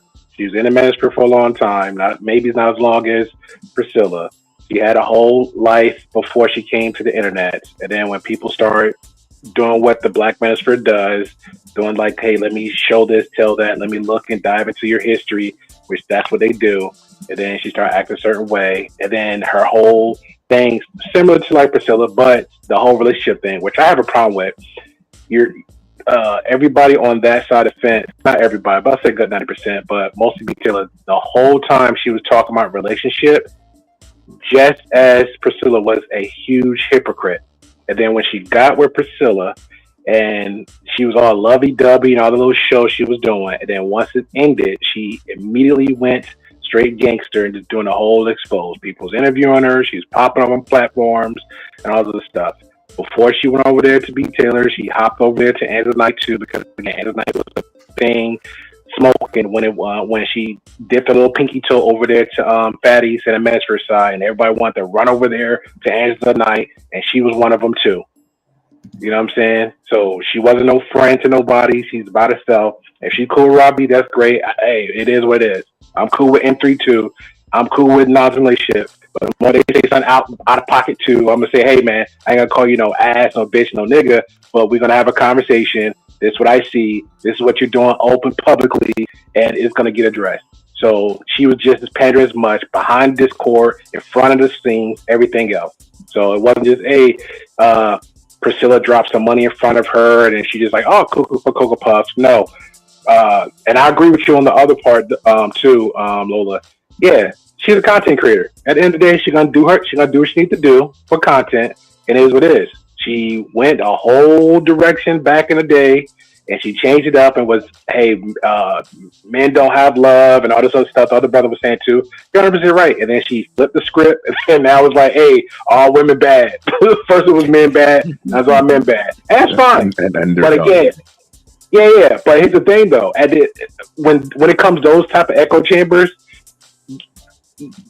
you can expose all you want to. And if you're trying, hey, let me be honest, and this is what it really is, do that. But just understand, at the end of that day, on that side of the fence, you're going to have those fans, those base audience. Same thing with Fresh and Fit. Motherfuckers demonetize, expose, take all type of L's. But you still see them in the chat. 1,000 strong, 800 strong, 1,500 strong, 10K strong. So that's what's going to be with them. So if you don't like her for whatever she's saying her talking points, go ahead and hit those and take it from there and move on. But the story is with them two, they both was messy. That is fair. She was wrong. I don't know their whole relationship beginning because again, that's their life. She either hit on her. I believe she did hit on her, picked her up like, hey, this might be a good thing. Because again, content and it might be a relationship, fine. And then they actually did that thing and stir up the pot with the manosphere. That's what it is. Everybody come on the outside and then go into the manosphere because y'all all said this before. Black people, the manosphere, once the outside comes in, their numbers goes up, pearly things, all them other people. Then next thing you know, they eject, and then everybody still talk about it for a hot minute, and then until it dies down because they got what they wanted. This is nothing new. So it's up to that space to delegate what they need to do on their end to make sure, hey, if you're gonna come in here, we all gonna eat, we all gonna survive off of this, and then you can gracefully move on. That's what you want to do, but you need to get checked at that border. But unfortunately, they don't never do that. They don't never do that. Salute. So I'll leave it like that, man. But have a good conversation. I'll be back in the chat. All right, Great Pill. Hey, shout out to Great Pill and collect call minutes. So it's run out pretty soon. So, but thank you for tuning in, Great Pill. Before we jump into the video, because I agree with Lola was kind of breaking down, but I will give a little bit of pushback as far as Princilla's why a lot of people was supporting her. I'm just gonna have to say they're dumb, but I would give that same smoke to like people that follow other philosophies, and it's just like when they can't embrace realities or anything, we just gotta call them dumb sometimes. There might be a purpose why they might have that mindset, but when you can't self-reflect why you created a pattern, because with B Taylor, I mean, and even Princella, it's just like, hey man, okay, at first y'all were on the stream like men ain't good and all this stuff, but then when y'all got with each other, y'all kind of exposed that you guys were kind of the issue probably in a lot of those relationships. So I think go ahead, Lola. But look, not to interrupt you, but look, when I say it's not necessarily that they're dumb, but they're hurt. And when you're in pain, you typically are not thinking. Princella been telling women that their sons don't love them. And their ability to love their sons is not what it really is. She been saying that. So you would think, why would an intelligent woman like B. Taylor with 2 sons get with her? The only reason why you could get with someone that's telling you your children don't love you and you don't really or let's say care or love your children in the way you think you do, is because there's somewhere that we might not know, but there's some hurt somewhere within B. Taylor and women all over the planet that follow this message that will allow them to enter inside of a space with someone else who don't know them is going to tell them, I know nature better than anybody on the planet. And I'm telling you, you don't love your children and your children don't love you. Ain't met no goddamn body making theories all over the place. There is a level of self-hate and pain that allows you to circumvent your natural logic that God gave you. Okay. So it's like, they not dumb. Something else is at play. I got you. But that's like some deep rooted like evilness to even, like you said, if she was pissing that message as far as like your own kids and you could still gravitate to that, man. That yeah, there's some deep rooted, you're broken. So I agree with you on that. Okay. I see what you're saying. And she said that in her exit interview, I guess. She said she was telling me that my son, and I'm like, hold on. We all know what she said about boy moms or whatever. What are you talking about? So it's like, I don't want to say she's not a good researcher because of what she do for a living. She get paid very well to research. So I don't want to compare that to that. But again, when people are hurt, they do some real strange things. Okay. Like I'm telling you, their sense of morality is lessened. Their logic is kind of off the rail. Like that stuff happens, but don't think that it can't happen in subtle ways like that. Like, yeah, that's a prime example. But do you think a lot of the people in her movement, because like I said, you could pitch that to any movement, but do you think to a certain extent they're trying to avoid accountability as far as like because like I said, once you create a pattern, you could blame everybody else, but you know, you are the person that's like essential to why those issues are going that way, whether you're selecting the wrong person, your personality, whatever. Do you think it's a lack of accountability in that movement? You know what? If I want to talk about the movement, sure, there's a lot of non-accountability within the movement because the movement allows for everyone to hide. For instance, with the Kevin Samuels thing, like he would have people, specifically men, call up at first and tell him about all their woes about women, seeking advice on dating. And what he would do is turn the conversation inward on them. And the question would now be, why should anyone date you? You talking about all the problems, you're really your problem before you're somebody else's problem. You have too much going on in your personal life to be meeting another person and then complaining why it didn't work out. So, and that's what he started talking about. But then, I guess for the money, he went and started doing it on the female side. So when it comes to both movements, it allows for people to hide the truth. Like when people talk about what all women are and, you know, there ain't no good women and all women are hoes, shit like that. It's like that just gives you insight to how much hiding they can do to say such absurdity.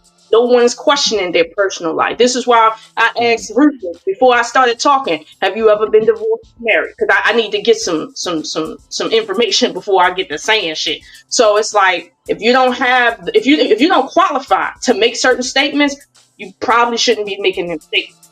But you in both those movements, ain't nobody asking you like to qualify why you're in it. Nobody's asking you to qualify why you're saying the things that you're saying. You getting money and shit and have that because people just don't happen to agree with you in the fuckery. So it's like, yeah, like it happens on both sides. I ain't giving a pass. No, I know you don't. That's why I was just asking. I like what you were saying because, yeah, it sounds like I think we did enough, like the beginning phase of a lot of these conversations, too much generalization. But it's like, hey, okay, we got to get to the point of like, I don't care who it is. If a person has like a major issue, say like they're women don't like men or men don't like women, it's like, okay, man, what like I like what you was asking Ruthless. What's your situation? Okay, you know, like you said, kind of turning it to that individual where it's just like, all right, we need to break you down maybe a little bit because, you know, if you have a pattern of bad relationships, you got to self-reflect. You know, I had to do it my damn self. So it's just like, yeah, we got to get to that point where it's like, maybe it needs to be more individualized to a certain degree. Yeah, very much more individualized. When we start doing that, a lot less people gonna be able to sit and claim that they, you know, dating gurus and all this other shit. Okay. Salute, comrade. Salute, y'all. I'm about to jump out. Got to start getting ready for birthday celebration. Lola, it was great. Great chatting with y'all. Definitely got to hear more on this. All right, comrade. Appreciate you pulling up. All right. But see, on this part of the video, this is where I think she's going to get to the B. Taylor situation. So I think that is going to be pretty interesting to hear from her perspective. Okay, and then after we get to that part, and I got to get ready to head on out like to the gym in a few more minutes. So let's go ahead and. All I'm gonna say on this is when me and my dude was reviewing it, I think it was like several hours. We didn't make it through the first hour and a half because he couldn't stand that shit, and he couldn't stand watching. He was like, "Turn the shit off." Like, it was a lot to take in as a man. He was like, "Come on now," like it was a lot. So if you want to critique it and you really want to like break it down, sure. But if you feeling like her rhetoric might be a waste of your life, it definitely is. All right. Well, thank you for the heads up. Let me see. And actually,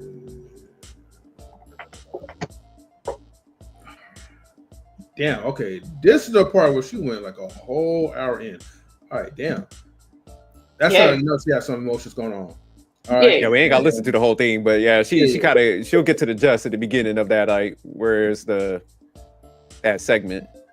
All right, let's go ahead and finish this. That they're not, and then they can't even trust you. Ain't no real intimacy there. It's not.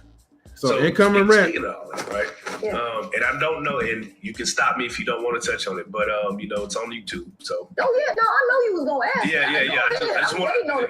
I was waiting. I was like, damn, is he gonna ask me? I'm waiting. I just, you're such ready to get that off for so knowledgeable. I just be wanting to pick your brain on stuff, but we have was it Baylor TV or you ain't gotta say a name, but you messed it up and good. You messed it up. Yeah. Quote unquote, your ex. She threw shots at you. Yeah. You know what I'm saying? She basically said you groomed her into a relationship, which is the wildest shit I've ever heard. How do you groom somebody into a relationship? But anyway, and she basically threw just a lot of different accusations at you. You know what I'm saying? Basically saying you're a fraud, and things like that. So what do you have to say about the quote unquote you're a fraud? Because I did start seeing people start commenting, oh, I watched this video and I don't look at her the same. I've seen people actually react to that. And again, me and you talked off camera and we said, it's never about the truth anymore. It's about who can tell the best story. And sometimes the people that can tell the best story can actually control the minds of the people, which then will have the people turning on you. And we're public figures, right? You're out here, you're doing your thing, you know what I'm saying? You're preaching your message, and then something like this hits you. Number one, are you okay? Like when things go public, pause right there. Pause.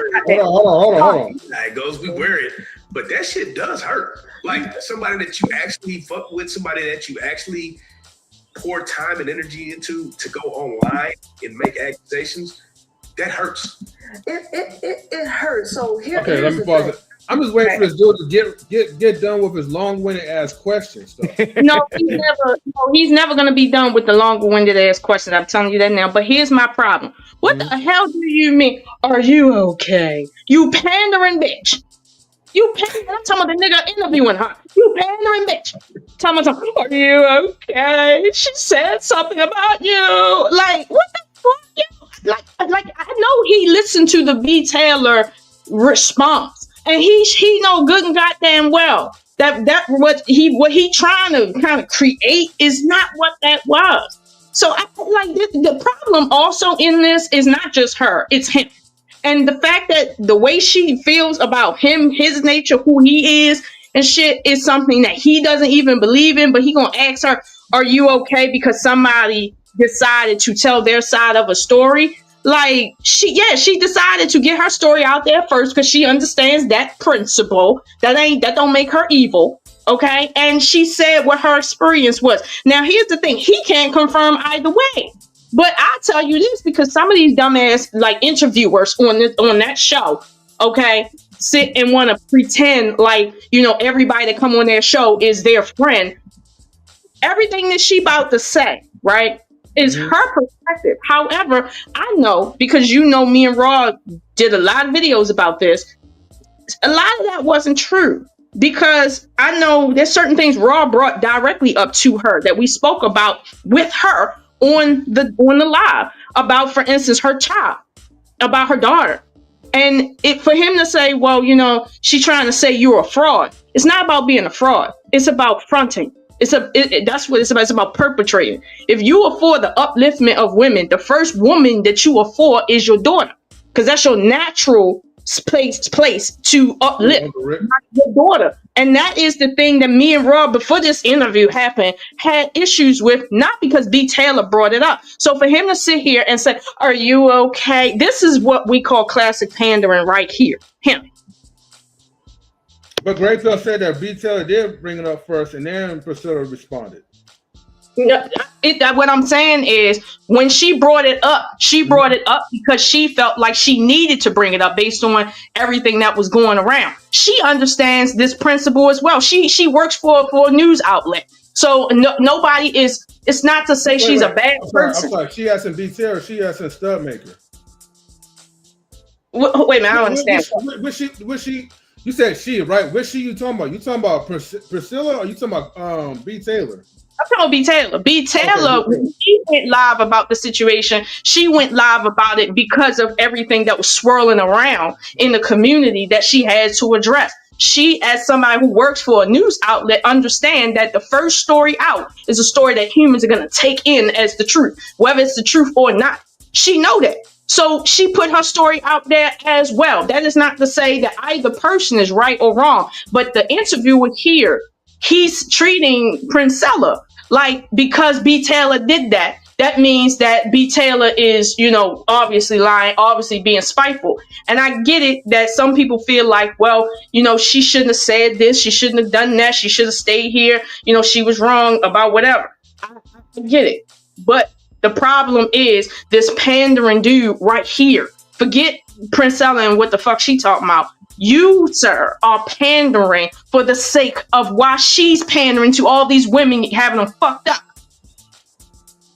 I think he's just trying to butter her up. I think he's like, look, let me play her up a little bit, and she gonna reveal a lot of gossip. And I think that's what he's just trying to set her up so she could go in on her. Let's go ahead and play this video. See, she didn't like the fact that I'm not as emotional as her.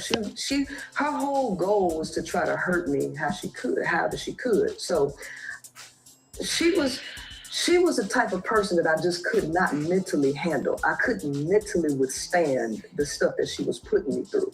So I actually broke up with her in January, right?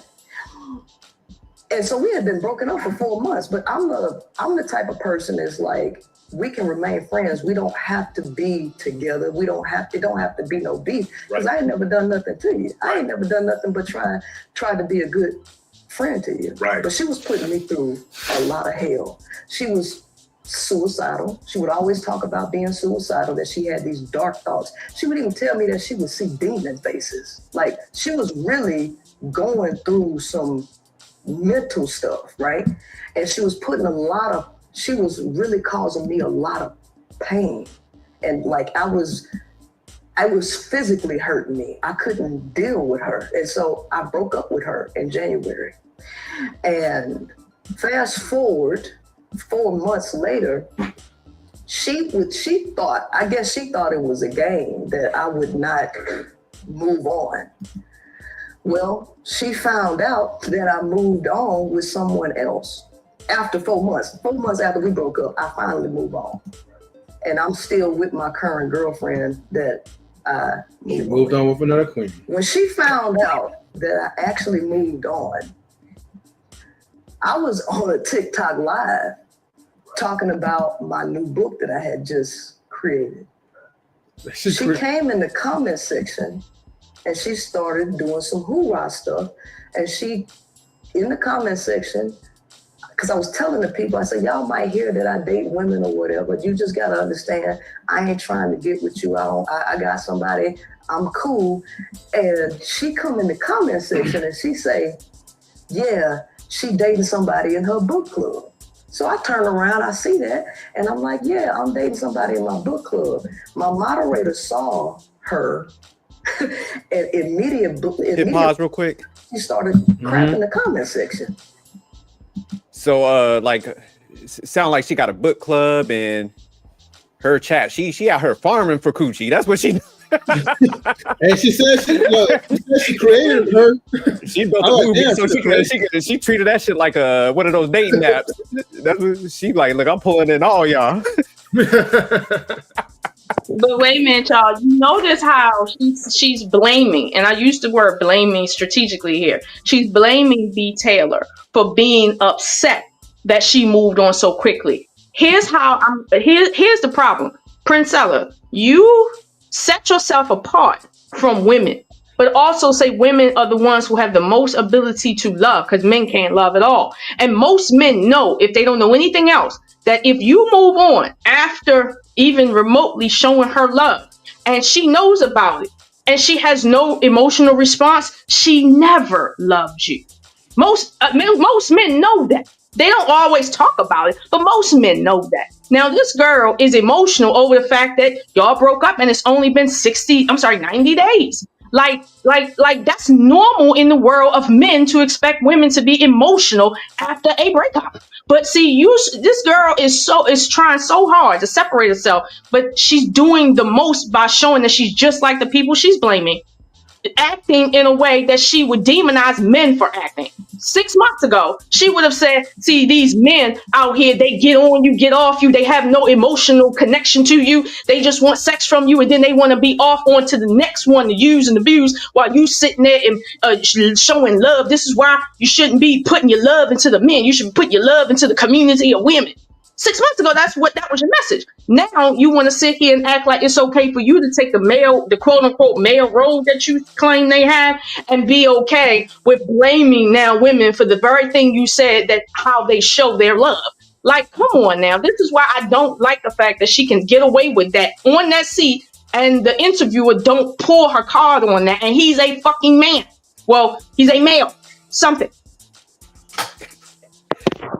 But I did catch the part where she because you said they were only together for like 60 days, 90 days or something. It was like a short period, right? I don't know exactly how long they were in a relationship, but see, the problem is, I don't even know. I'm be honest with you. I can't say definitively. I can't say anything. But the problem isn't so much how long they were together. It's that people know that after a breakup, there is always tight emotions, period. And if you really cared about the person, you would be expected to have tight emotions. And if they moved on with someone else within 60 to 90 days, that's going to cause eruption of emotions. That is not because she's a woman. That's not because she shouldn't be respected. Like it's not because she's illogical. That's not what that is. Even on the men's side, if you find out your wife, I don't care if you've been married to her 6 months, if you find out your wife moved on within 60 days with another man, that's going to cause upset, period, because it just will. So this is why I don't like the fact that she's turning inward on her own message, and then turning inward on her own audience, and then trying to act like she's like a man, but then want to set herself apart from the men and say, I can love and you can't. This is the most fuck shit I ever heard. But I think B. Taylor struck first, kind of put her on the offense. No, it ain't about who struck. It ain't about who struck with your jerk. It's about her general message, which is men can't love. And they do the shit that she just did. Men hop from woman to woman. That's what the fuck she's doing. But she's claiming men do that because they're horrible, they can't love, and they're not meant to be with women, and they use and abuse women. That's been her message the last 5 years. Now suddenly, when a woman is showing that she actually cared, I don't know about love, I ain't in a relationship, but she actually cared by being emotional, and now she want to take the male role. It's like, how you gonna blame men for not loving and then take their role and say, but you set apart? No, bitch, what you saying about men is incorrect, and what you said about women is incorrect, period, on both sides. Like, you a woman and you playing fucking games, just like men can be playing games. Men can also love too. So this is why I'm saying she digging a hole by trying to say there is no hole. She's digging a deeper hole. But the problem in our spaces is some of us are content creators and we understand, well, listen, don't have nobody on your panel saying inflammatory shit like that on some personal shit about other content creators, and you don't even ask a question. You don't even give them pushback. You don't even say, well, okay, allegedly, you know, that whole thing. Like, don't say, just say allegedly. Not even that. Like, I don't know. I'm a bit fairer. I'm not saying that Brie Taylor was right. I'm just saying I don't appreciate Princella's portrayal of men for this very thing. And now she does the same thing and want to claim she's better than men somehow. Yeah, can you pull up? I like Uncle Rick's comment. They both liars, and I think that's the issue, honestly, with both of them. After looking at both situations, but I know Princella, she's trying to point out, like, hey, I'm still with the girl that I left it with, kind of hitting like, hey, I got some longevity with that. So I think she's trying to paint. What was that? Now, see, you see the crazy shit in that. That's that feminine manipulation that the brother was saying earlier on the show. Like, she's gonna tell you, I'm still with the woman that I'm with, as if to say what? That you're monogamous? As if to say what? You love the woman? You still being with a bitch that you got with straight out of another bitch's pussy does not mean that you love women or you love either one of them or you give a fuck about them. But you're gonna say that as if to allow the audience to think, oh wow, she's not a jump around woman, while claiming that she just left a relationship and within 60 days got with a new bitch. Like, what the fuck she think everybody does? Yeah, I think the funny thing is, like, how they painted guys originally. They're kind of falling into that trap, like you saying, Lola, where it's just like they're exhibiting what they said, the manly traits, because you know, B. Taylor, even if the relationship was that short, for her to kind of act out like that, she's of that age where I understand people are emotional, but Lola, just to even give you some credit, I don't see you, if you and a guy don't work out, you're not going to react like that. You know what I'm saying? So we do got to kind of point the flag at both of them, how they're acting out in this relationship. They both definitely got something wrong with them, you know? No. Well, let's not assume. You move on. No, I'm not saying mental or nothing like that, but it's just like the way they exited that relationship. They definitely got some issues.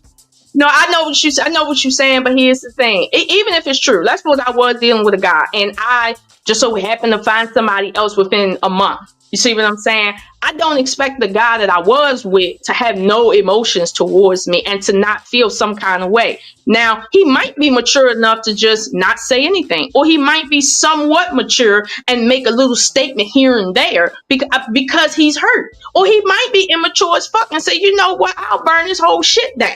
Like, but here, that's the risk you take with both men and women.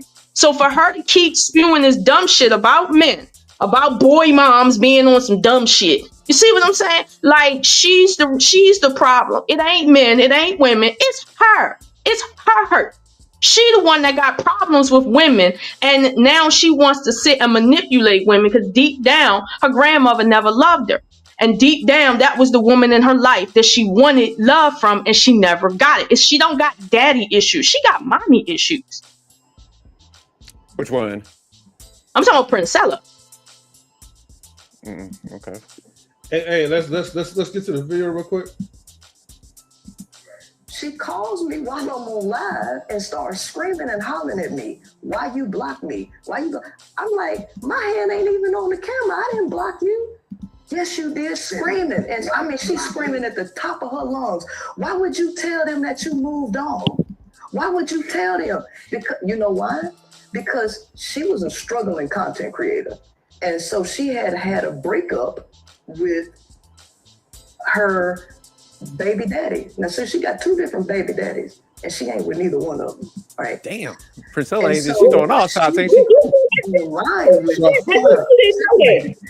My dumb ass ain't know that.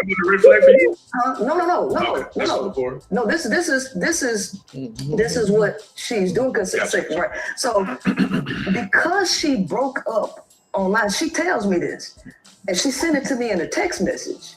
I don't want to look like a fool. I already broke up and had a terrible breakup online. I don't want to look like a fool. So what she was trying to do is make me look bad, right?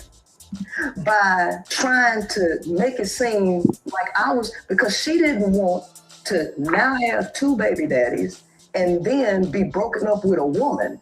She didn't want the public to see that a woman had broke up with her. So what she was trying to do is beat somebody to the punch. And I'm like, I left you alone. I didn't say, look, I even sent her to her job. I sent her like a bouquet of fruit to say that we don't have to be enemies or nothing. We can be friends. Man, they flipped that to be negative. She's hit the pause button. Gaslighting. Why would you send her fruit? I got to ride with Princella on this. Princella sent an edible arrangement. She was like, she took the man approach. She was like, look, calm your ass down. I done moved on. Got me a new boo. Here you are. You try to sabotage my shit. Here's an edible arrangement in peace. She tried to come in peace, Lola. No, that she didn't come in peace. What she did is the same thing B. Taylor did. And I understand why B. Taylor didn't want to be embarrassed. I wouldn't want to be embarrassed under the circumstances. I really wouldn't. Like, it don't matter. Like, that's a normal thing that B. Taylor is going through. Like, it's embarrassing. It really is.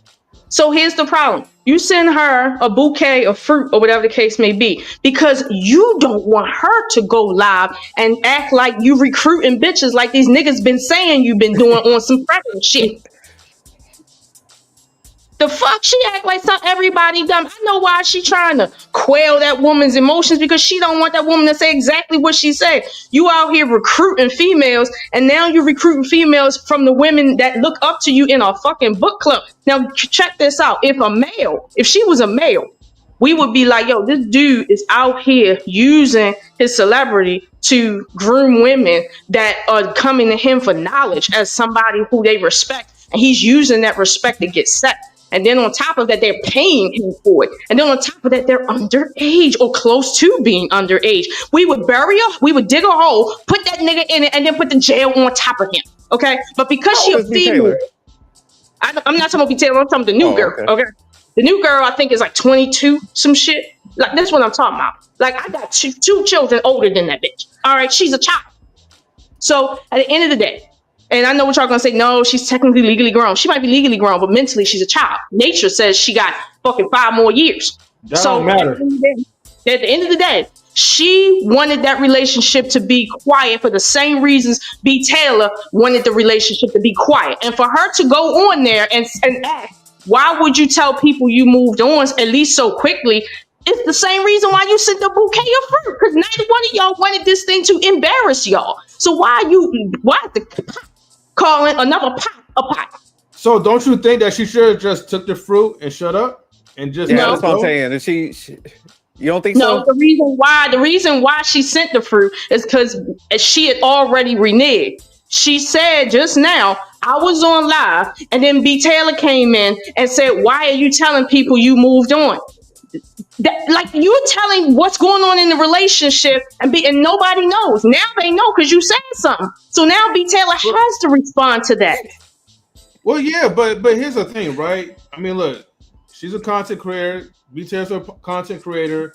People saw like how the relationship was, and so she just made it known that, hey, like I'm single now. I mean, I would have to do that eventually. Listen, it's not about telling people I'm single now. The reason why she had to tell people that she moved on and she's actually quote unquote in a relationship is because, 2 weeks ago, you was just with B. Taylor. Who was this other person? She has to tell her audience that, oh no, I'm in a really good relationship, not a sexual exchange, a relationship. But Lola, it's still to the degree it comes up as individual. Man, you talking for a whole 15 minutes. You repeated yourself 3 times. I can't hardly hear you. You were coming in choppy, sir. I apologize. Go out, come back in. Coming in real choppy. I can hardly make you out. Okay, I'll do that. But Lola, real quick,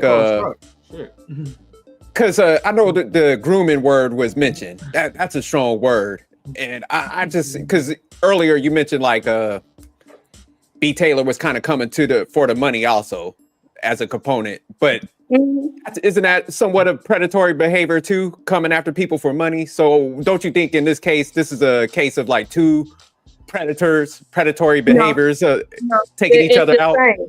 No, it's the same. And the reason why it's not predatory is because, like you guys were talking about earlier when I first came in here, we have a culture of men using their resources to gain women. This is all, and this is all Princella was trying to do, take the male position to attract a female. That's what, and she can't take that male position from just being a woman. Women like other shit, like money, like things and shit. So she had to create a circumstance where somebody would be attracted to her. And that's what she did. Now, that's not predatory on the person who's being attracted to her. It's like saying I'm putting cat food in front of a hungry cat, but the cat is being manipulative by taking my food because it knows that it is homeless. No, I'm being manipulative because I want that cat to take that bait. That's the manipulative part right there. But beyond that, all I'm saying here is that Princella put that information out there because she was just with her.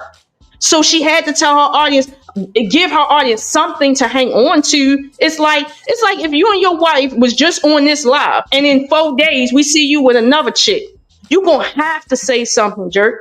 Like, you're going to have to. But the problem is, she's saying something because people will see her. Like this girl that from the book club, people see that shit, and it ain't been that much time. And they looking at her like, yo, I thought you wasn't like one of these men that be just hopping from women to women to women. I didn't think you was like that. So she tried to put it like, oh, we're in a relationship. Sure, you ain't in no fucking relationship 3 months after you've been in a committed relationship. You ain't even had time to get to know a motherfucker, or let's say decompress from the relationship you've been in. Like, stop it. Okay, like, stop it. Men been saying she been a predator before B. Taylor, period. Like, men been saying that.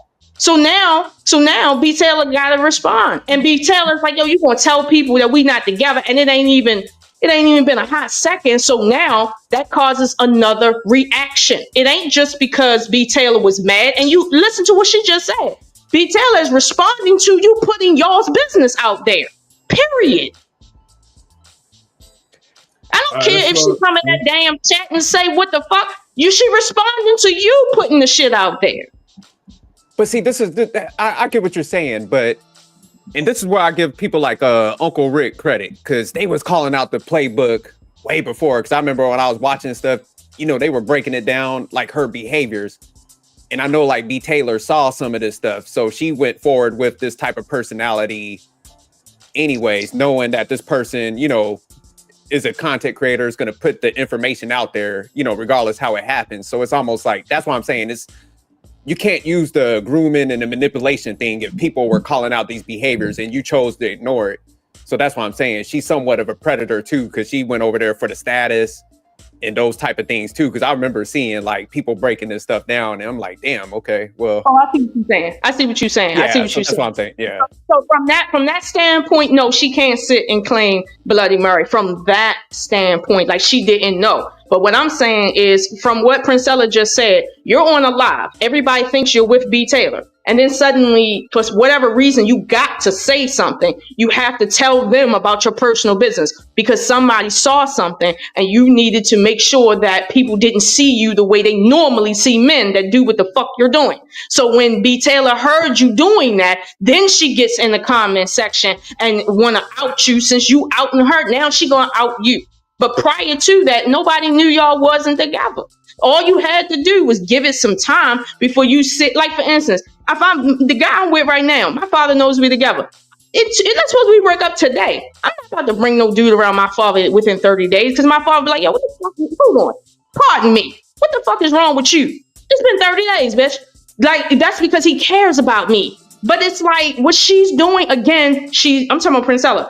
What she's doing is trying to manipulate and like the female she's describing. Want to tell you B. Taylor wanted to out her after telling you that she just basically exposed something that shouldn't have been exposed, 1, 2, let alone in that time frame. And then somehow B. Taylor responded and is like, oh my God. Like, no, B. Taylor responded because B. Taylor didn't want to be embarrassed, but you shouldn't have been out here hopping from bitch to bitch. So I see what you're saying. You're saying like they should have just let this run its course. They could have went their ways and just moved on, and nobody would have known if they would have just jumped on there and started like outing the details and stuff. That's what I'm saying. Like, why anybody need to know about her personal life? Really? Why? Nobody needs to know about that. She ain't give. She always says she's not a relationship coach. Yeah, I think this it sounded like two toxic people, man. That's what I'm getting. That took each other out. That's what. All right, guys, let's go ahead and we're going to continue this off. I got a few more minutes before I got to head out. Took her job. And so she told me one time, like when I had broke up with her, I had broke up with her one time before, and then I messed around and we had got back together.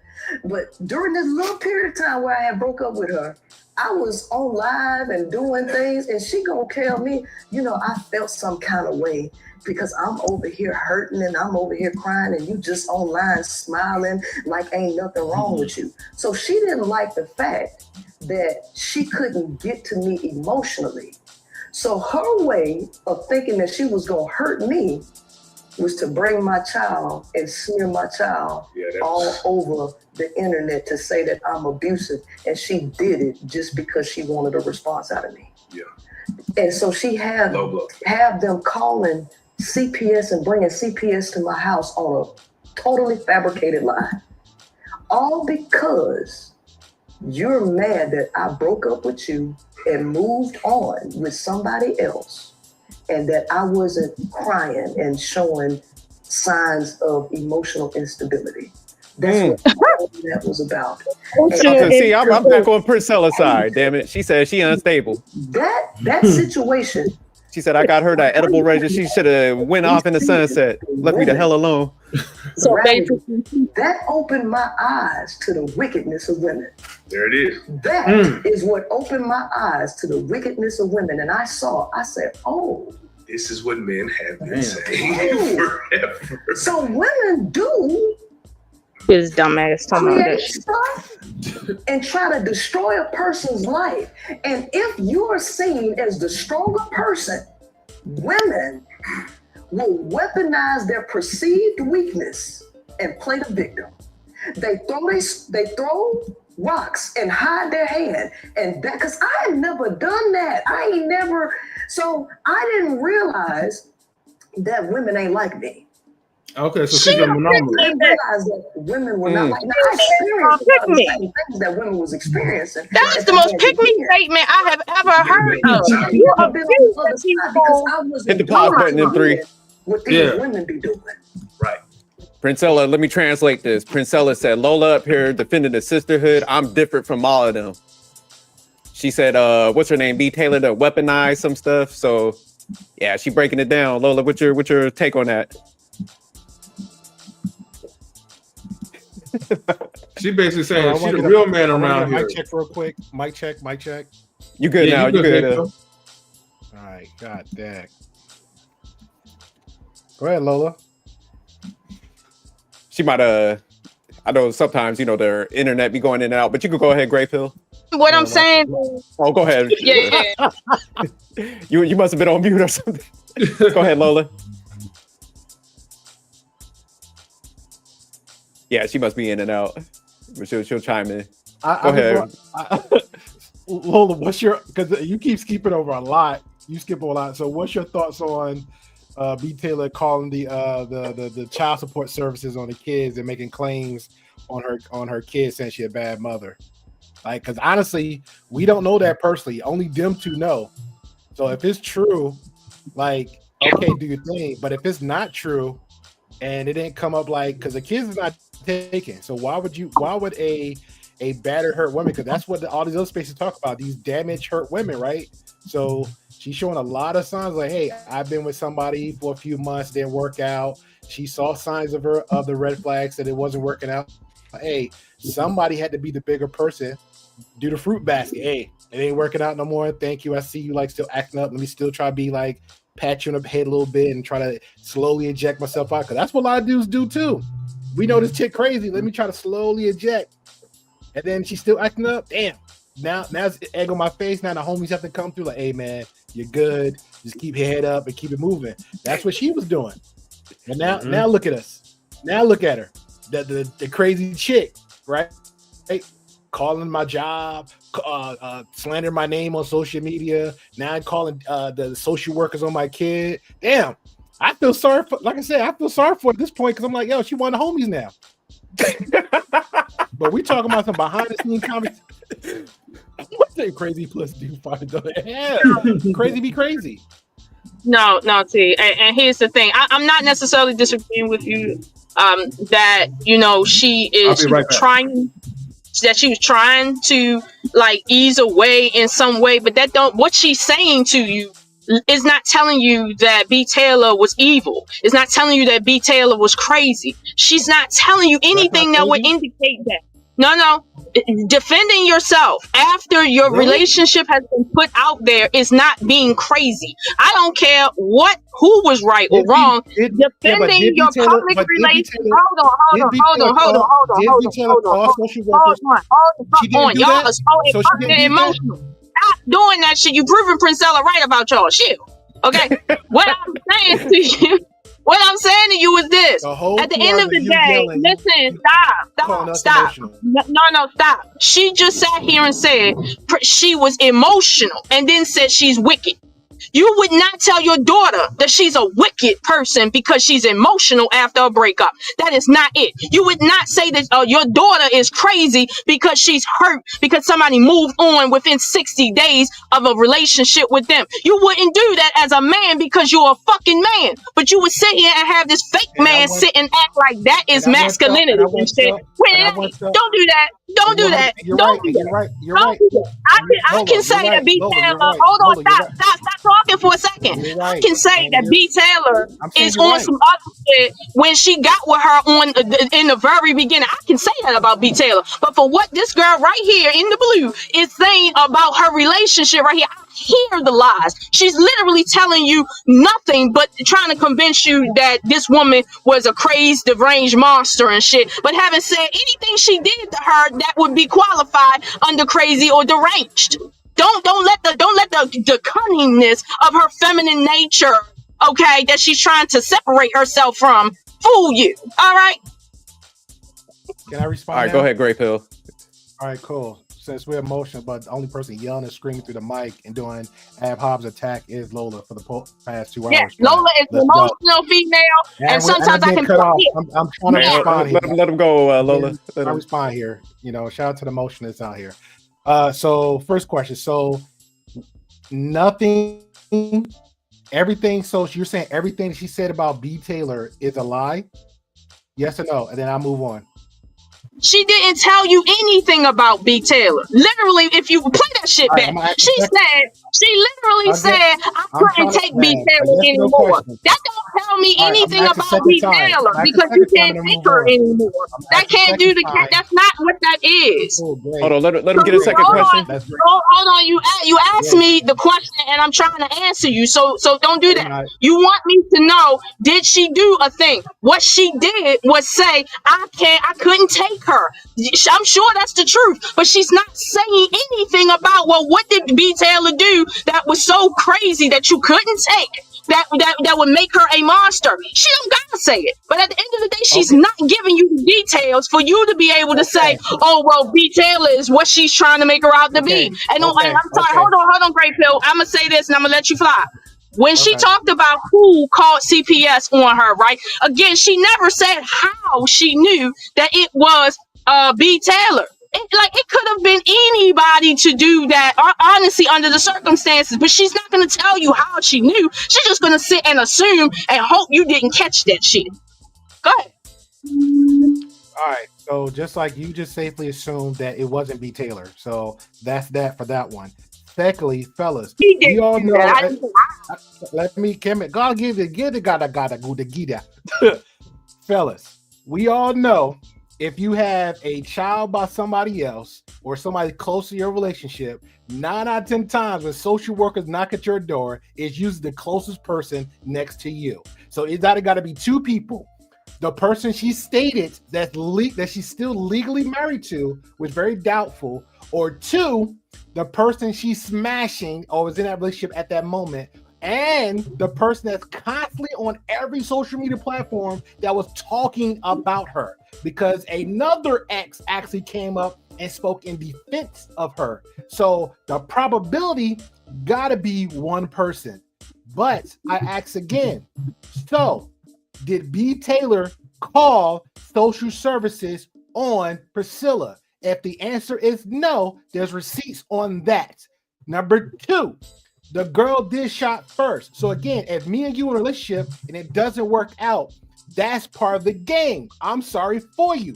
If you are talking to somebody else, other guy's gonna be in your DMs, Lola, other guy's gonna be trying to flirt with you on the streets, you're gonna have to either say yes or no after a month, a week, or a day after we break up. That's part of the relationship. Sorry for ya. On most parts, most guys have to wait a little bit longer to get a acknowledgement or some kind of number or something from another chick, or we take a little bit longer to move on. Unfortunately for Priscilla, maybe she had that ability to move on a little bit quicker than her when they both established, again, according to one side, hey, I broke up with her. Let's just say if B. Taylor broke up with Priscilla's still showing like, hey, I'm being the more mature about it. It didn't work out. Okay, here we're cool. We're still friends, but I understand we're both influencers. We both have platforms, so let's keep it at arm's length. Okay. It didn't work like that. The one on the left, oh well, she broke up with me in the month. I see her a week later acting up after we just broke up, or a month or so. That gotta mean extra stuff. That's speculating. You can feel how you want to feel, but the facts are we're not together. So we got to move on. Now we get back together. We off again, on again. That's messy. They're both in the wrong. Only one person optically is showing maturity. Only one person optically is showing maturity. That's Priscilla. She could be the devil incarnate. Yes, she could be messy. Yes, she could do all this stuff. I'm not doubting all that. But as far as the relationship aspect goes, optically, she is showing more maturity. And everybody's sitting there like, oh, well, she did the right. No, she on social media talking about her, this, that, there. Why? Again, because we broke up. Why? Because I moved on quicker than you. Why? Because I moved on faster than you. Because I got somebody. Oh, I knew. Because most women pick up on this too, right? Hey, it might not be working out for me in 3, so I'm going ahead and start building my tent somewhere else. That's a thing too. That never changed. If it's not working out here in this house, let me start building a tent somewhere else. That's part of the game. So we getting our feels because she moved on. Great Phil. I don't know what's wrong with you, but you know me better than that. I am not here trying to argue what's a part of the game and what's not, whether it's fortunate or unfortunate. I'm just letting you know that the woman that's on this couch right now literally said that I was doing a live and I told my audience that we wasn't together. That was the first instance of a public display of their relationship. Now, I don't really know exactly why they broke up. They could have broke up because she was a horror mother. They could have broke up because of she really was abusive. They could have broke up for a lot of reasons. We don't know. But at the end of the day, hold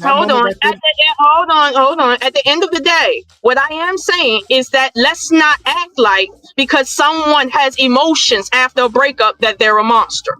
Let's not act like we all would not be embarrassed if the person that we put out there to the world moved on from us within 30 days. Like, let's not act like that. And that's what she's trying to do right now. Normal. And when you say, well, listen, are you fucking listening to me right now? I just said that we all are under that. So I don't got to qualify the word normal. So here's the problem. The word monster is not normal. The word wicked is not normal. So stop it, Great Pill. Stop it. I'm not here arguing who is right or wrong. I'm here arguing that what she's doing right now is exactly what she accuses men of doing. But then she turns around and act like because she is a woman, like she just said, I would never do this. Like seriously, this is a fucking plague, not on B. Taylor, but everybody watching this shit that got a brain between their fucking ears. I'm gonna say this. I hope if somebody pops up and do all this dangling between how this situation going, the whole fucking world better jump up on a platform every time somebody has something negative to say about me in a relationship when I'm not the bad guy. That is crazy. Did you not see my last video? Did you not see my last video? No, I hear what you're saying, but No. I asked you, did you hear me? Did you see my last video? Yes. You saw the first like 4 minutes of it, right? Yes. Right. So don't say, well, women better stand up for me because see, I seen Eat That Bitch Alive, and everybody who know who I'm talking about when it comes to great pork. I eat a bitch alive because I'm no respecter of persons doing that shit. No, I hear what you're saying, Lola, but I'm saying like at this moment, we gotta like I get it. Like Priscilla is a whole nother entity. I get that, but we got. But from my perspective, from you, I'm here like it's more stepping on one person neck than being basically non-biased on both sides. Like, because the whole outcome of this was, let's just say, and I'm speculating here, right? Let's just say, because my intention of this was Priscilla reached out to B. Taylor, and that's how they got together. Let's just say that was true. Then they got in a relationship. They did the whole like, hey, let's make a content of it. Let's get some content out of it, blah, blah, blah. Okay, great. We saw that aspect of it. Then somewhere behind the scenes, it didn't work out. Then on social media, it wasn't even hit YouTube yet. They was on a whole nother platform where B. Taylor went speaking on her multiple times, and then Priscilla went there addressing it. Then it came on YouTube after again B. Taylor went again on YouTube, shot first. Hey, it's the anniversary of my breakup from my husband, or I was about to get married, or engagement, blah, blah, blah. Her little spill over there, and still talking about her. People picking it up, talking about her. Then Priscilla started speaking up on it. That's the part I'm speaking on. I already understand how she is. Like, that's nothing new. I addressed that before many times. But we got to keep it. My thing is we got to keep it fair on both sides. For our relationship, this is what happened. This is what it is. Optically, one person's looking kind of, I ain't gonna say the other two words that I won't use those words, but the other one, most guys be like, yo, that bitch crazy. That's usually how most guys respond to stuff like that. That's usually how it goes. Like if I tell one of my homies and I'm being like neutral about it, like, hey man, she does that. He's like, oh, that bitch crazy. That instantly they would just say that. So that's why I'm saying how she's acting, kind of like the most of the guys here. Like, yo, she's this, she's that. Because this moment right here that we're watching, this has been done like what, a year ago? So she moved so far on from it further than B. Taylor. She's like, whatever, I don't care. I get what you're saying, but I'm really not here to really talk about where they are now. That's not what I'm here. But I'm gonna be honest with you. I don't know if you heard me earlier in this stream. I literally said that B. Taylor came into this because she's broken. The same way she picked dudes that was broken and then it fucked her life up and shit for the same exact reason. This is why she's where she's at right now. Yeah, I'm not. But wait, hold on. I said that. I'm not taking away from her involvement in this. And I also said that anytime you can get with someone can flash money in your face, and that'll make you forget about the fact that they told you as a mother of boys that your children don't love you and you don't love your children, and you stayed with a person like that, or even could contemplate being with a person like that. You got some deep-seated problems, and that's nobody's problem but your own. You ain't blaming that on nobody, period. I made that clear, so I'm not unbiased. What I'm saying right now is Princella is presenting to the world in the same way men present, but just a couple weeks ago, okay, she was saying the exact opposite to frame men as the quote-unquote wicked monsters that she is talking about and accusing B. Taylor of doing. So what? No matter who's right or wrong, right now I got a problem with her taking the male's position that she was just fucking demonizing a little while ago, and then acting like, hey, feel sorry for me because, you know, I'm the more mature one. Well, that's what men would say under the circumstance, but you felt like they was being monsters and using bitches and shit. So no, I don't like this. This right here is getting on underneath my last skin cell. All right, fair enough. Yeah, I could see both sides, because like I see what you're saying, Lola, and I also see what Red Pill saying, because it's just like if you look at the actions just in this moment, B. Taylor's childish, you know. Bottom line, like the way she's handling situations, and I think Uncle Rick was kind of speaking to it in the chat, like, hey, she can't handle her emotions great, so it's just like that might be the issue with her. But that's why I kind of said earlier, is it two predatory people, two toxic people, kind of, you know, meeting at that moment for however they connected. You know, it's just like they kind of taking each other out at this moment. And I think that's what we're witnessing, you know, kind of play out when it's like you get these two type of people, these two type of mindsets. This is what's going to happen, because they're not really coming to each other with, like Lola was saying, you know, they're kind of broken. So this is what we're kind of seeing playing out in the public right now. Yeah, and I get what Lo's saying. I'm not disagreeing with anything she's saying. It's like this is like it's gonna like even if I had her on, I'd have all the regular questions. I'd have did exactly what this guy doing is hosting. I'd have had all the basic questions out the way. I'd have prepped her for everything. Like, hey, but I'm gonna ask about the B-Tail situation because nobody actually interviewed Priscilla and even asked her when after the this situation, B-Tail was somewhere else, and the reaction response like Lola's getting for this one for this person, I was getting the same for the other one. I'm like, nope. Everybody doing interviews with this person, but the outsiders that's reacting or watching B-Tail on other platforms, nobody responded to that. Like they're both wrong. Even if there was another one that was claiming herself to be a female coach or something like that.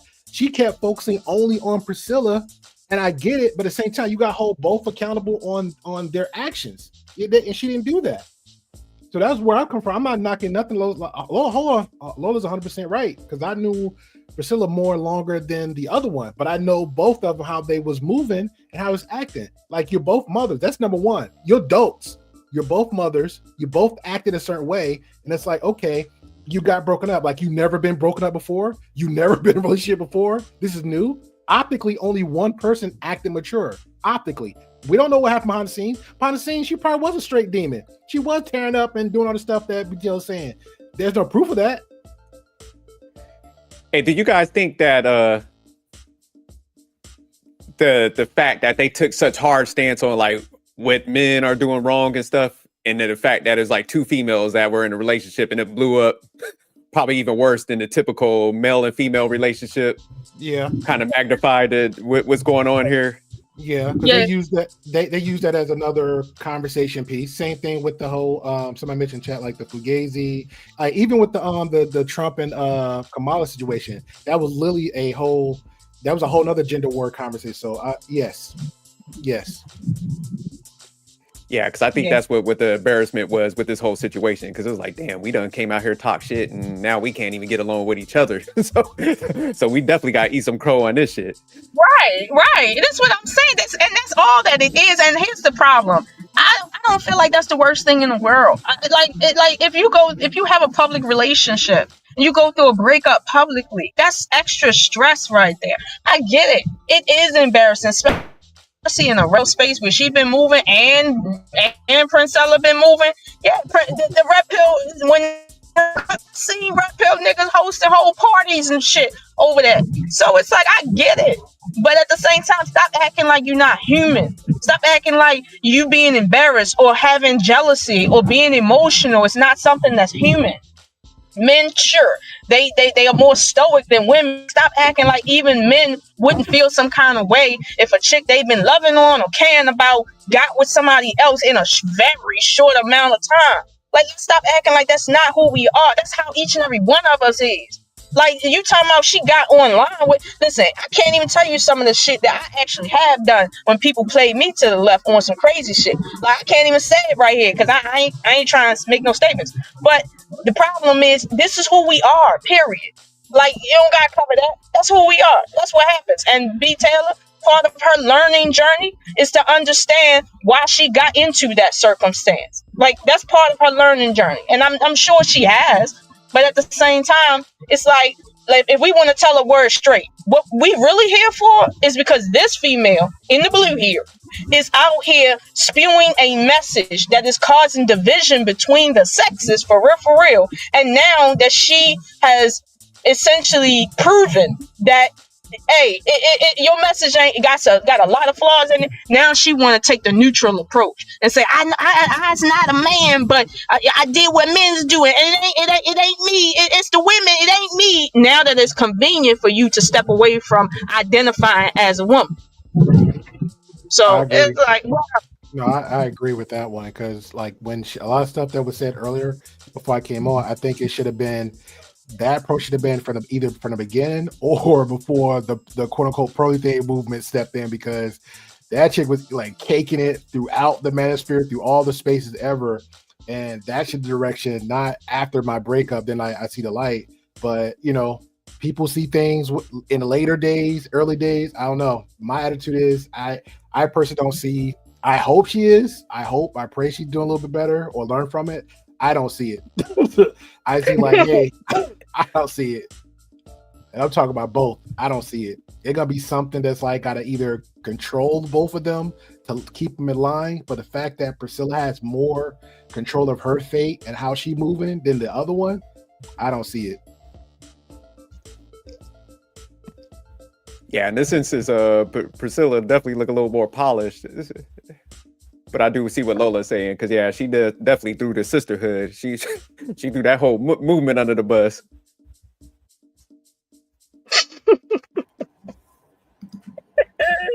And I don't fully bet. But ultimately, I'm gonna just put it like this, plain and simple. Ain't none of these chicks is gonna learn their lesson. Nobody has really gonna learn from that. They're just gonna they're gonna move on, just keep fucking up. But but I will give the upper hand for he just came back from doing push-ups and then he just gonna jump on here and say ain't nobody learning shit. Like, yeah, he said they done. But I'll still give Priscilla like the upper hand, right? Because at least, even though she did fucked up as far as like being the first to initiate by putting it online, keep your shit in house. But I get it, you're a public figure on the internet. But at the same time, she at least tried to like, you know, make some peace from her fuck up or whatever. It just that B-Taylor she was not going to take it well, and she was going to fight back. And those are the things that you got to understand when you're like an internet sensation, like, you know, with the studs and the other like, you know, betas that like to like donate money to you on the internet. You have to understand that like you got to watch how you operate. If you're gonna get with a chick, your probability will probably be get a chick that is like really low key away from the internet. That's not always on social media. Or don't get with like these women that, don't get with these other content creators. You start getting these content creators and it goes soft, now they're gonna be making tons of content about you. Facts. It's gonna be an uproar. And by the end of the day, you still gotta put the accountability on yourself. I mean, I understand that she had a lot of good valid points, but at the same time, what I've noticed, Priscilla had a lot of good valid points, but what I did notice, on that shit. On this video, she had some good points where she finally got logical, but before she was also some wild shit. Yeah. And it's just in reference to that just particular. Oh, okay. Video, I got you. Yeah. But at the same time, I'm like, she still kept trying to like push the agenda of men, keep the focus on men. Well, men, like, you know, this is why you gotta do this. This is why you gotta operate that. Let's just focus on just saying, look, men, don't fuck up like how I did it. Okay, don't do the things like how I did it. You know, I just kind of feel like she just wanted to kind of like still. I'm not saying shift the accountability on men, but she just wanted to like shift the accountability away from her by using us as the distraction as a learning tool. So that's the way how I kind of took it. Well, it looked like she was trying to. Like I said, they knew that relationship was bad because, like I said, they went so extreme on shit. So when that blew up, it's like both of them had to run and kind of salvage their reputation. Like, oh no, it was her. She was super toxic, but it was just like at the end of the day, like you said, they had to still take the accountability because it's like as you were pitching the men about the bad dealings with men and the stuff, and it's like you could have spotted the behaviors in somebody else. So they just went to kind of throwing each other under the bus instead of taking that accountability. But I remember it was one night a long time ago, man. I was like, I saw Priscilla's live pop up. And it was her. She was in a dark room and she was just like rubbing the light. That shit looked scary as hell. I was like, man, what the hell is this shit? What you mean by like rubbing the light? It was all kind of females in the chat like, you go, girl. I was like, oh, hell no. Yeah. Priscilla, she knew what she was doing. She was like, look, I'm gathering all of them up. She was performing. She said divide and conquer. She's like, I'm getting these motherfuckers on the team. I'm gonna start fishing, farming them out. She ran game. I'm gonna be honest with you, right? Like from certain things that I know she has said, Like I know she said it. Like for instance, like when she was told about having a daughter or a child, right, under the circumstances, and she said it wasn't her choice to have her daughter, and she shouldn't have been forced to have a child. Okay, in this day and age, at the end of the day, right, I know that this is a money grab. And she said it. I didn't have a job. I wrote a book and shit. And she switched. This is the second time she done switched her message. The first time when she came out, she was all on she had a rap song about how to make a king feel like a king. Then she went on to the all men can't love shit. Now it's women are all demon shit. So again, who the fuck is she to teach men how to be better than her? But she ain't even a man to say be better than me. This is why I'm telling you to shut up, sit on a hot ass pussy and go do something different. Like, I don't know, create a channel, you know what I mean, for studs. Like, I don't like something. But this right here ain't it. Oh, so she was. You said she was out here rapping before. She still had the chains and the hat on. Type it in YouTube. In Princella rap song, Kings or some shit. That shit will come right up. Hey, Jerk, she got some bars, man. When when she did a reaction to us, like I said, just hitting on her talking points, and my co-host was like, kind of like Lola was like, yo, she looked like, yo, she's stupid, she dumb. Priscilla did a whole song on her for the whole 2 hours. Oh, for real? Yeah. Well, you said this song was like a long time ago. You said Lola. You said she was rapping to the dick. She was rapping to the kings and all the dicks, the king dicks. That's what she was doing. Like she was, and I seen that live she did about Grey Pill's podcast. She took his podcast and she did a whole live on that. She quote unquote trying to break it down. But meanwhile, it was like on her right on YouTube, you can find her rapping about women being submissive to kings and shit, right?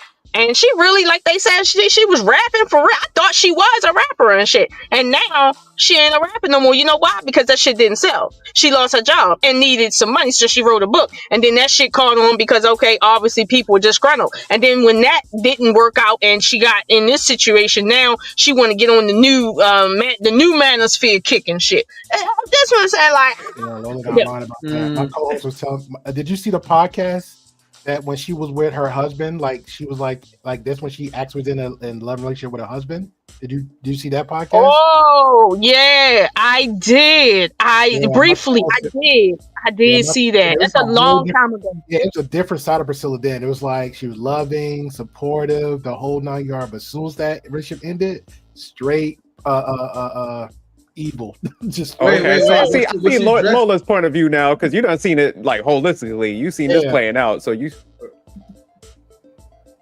listen. Y'all need to let her rap song ring out right now. That we fuck this interview. Let's play that rap song. Can somebody pull her ass up? Put that shit in the chat. Put I'm the trying chat to find it right now. I'm trying to look. Wait, hold on. Wait, but she was also dressing different too. Yeah, she had a little kente cloth on, her head wrap. She had the earrings on. Oh, she had her makeup done for what she could get done. And you know, she was doing her thing and shit, but she was rapping. She was on some Queen Latifah shit. Yeah, on some Queen Latifah shit. She listen. So we could play without getting like copyright or something. No, you can play without getting copyright. That's not a copyrighted song. It was just a song that she had did. Yeah, just her freestyling. Okay. Well, let's see which one's gonna be able to find that real quick. Yeah, I can't find it nowhere. I can find the one she was singing on mine when she's calling my co-host Boo Boo the Fool. I'm gonna have to watch that too, Red Pill.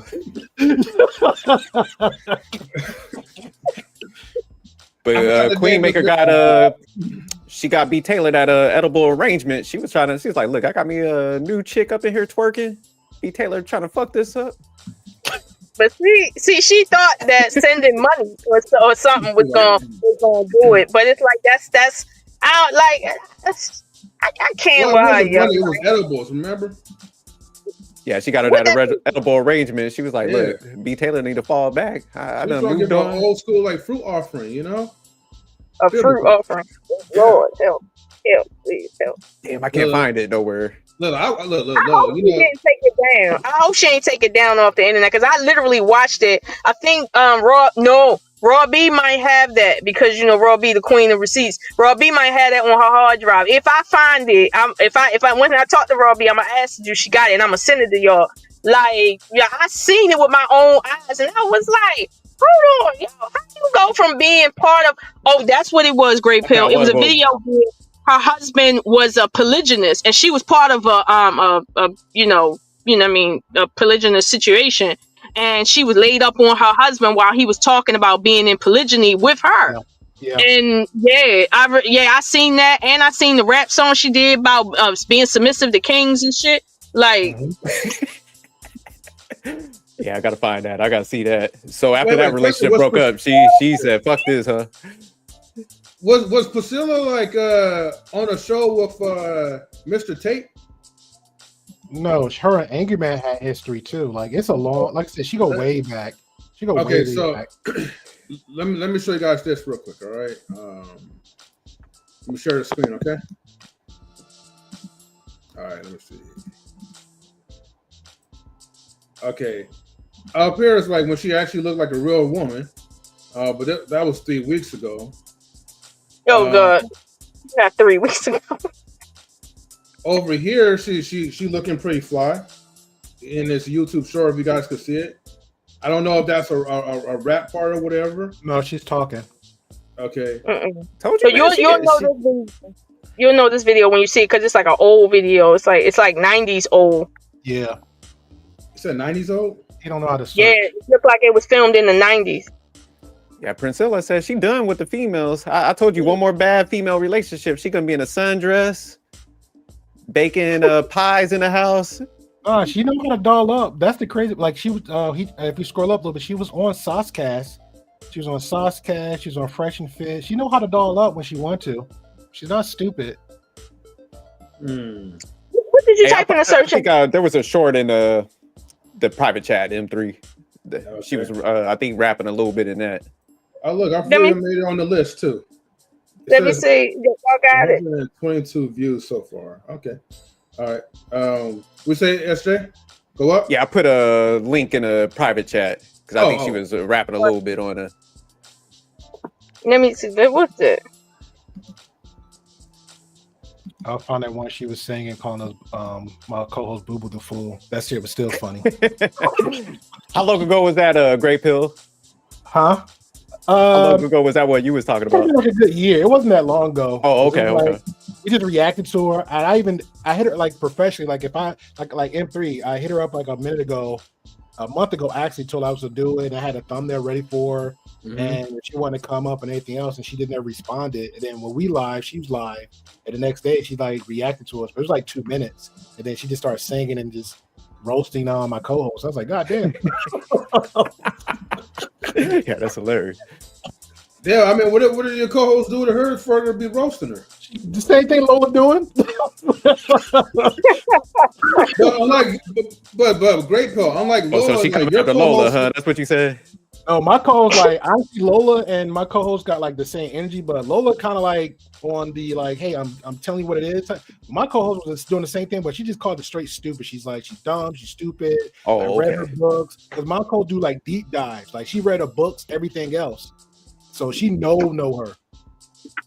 Yeah, like seems like Lola about to get a rap song. Lola, don't bring her out of retirement. She gonna come back like Jigga. Great on the Black album. Great, we're going to send us like a link to that one if you have enough time so we can react to it. Yeah, I'm sending now. All right, let me see. Oh yeah, play this one. I'm about to. On your king shit, not past 50. I hope you get in mind if I ask you if we can kick it. I need stimulation intellectually, sapiosexually. I feel electricity when you're next to me. You got that fine-tuned energy, divine masculinity, and yes, I desire for you to enter me. So use a physical entity, the spiritual chemistry connects us on the level of affinity. Okay. Cause what I'm seeing is a god-like figure, dark chocolate and color, the same one they call nigga now. You got me feeling like. Yes, you a king to me. You a king to me. Smooth, Foster. Yeah, y'all ain't ready. That's right, king shit.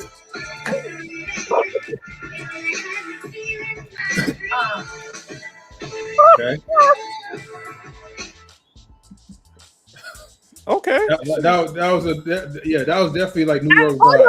Yeah, that was the early 90s. You She a was on king that to God me? body shit. Yeah, she was on God body shit, right?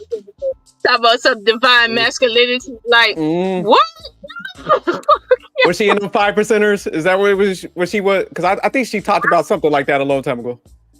I don't know if she was 5%, but I do know her husband was legally married to her, but he had some concubines, I guess, and they was all living in this situation, sort of like Brother Polite a little bit. And okay.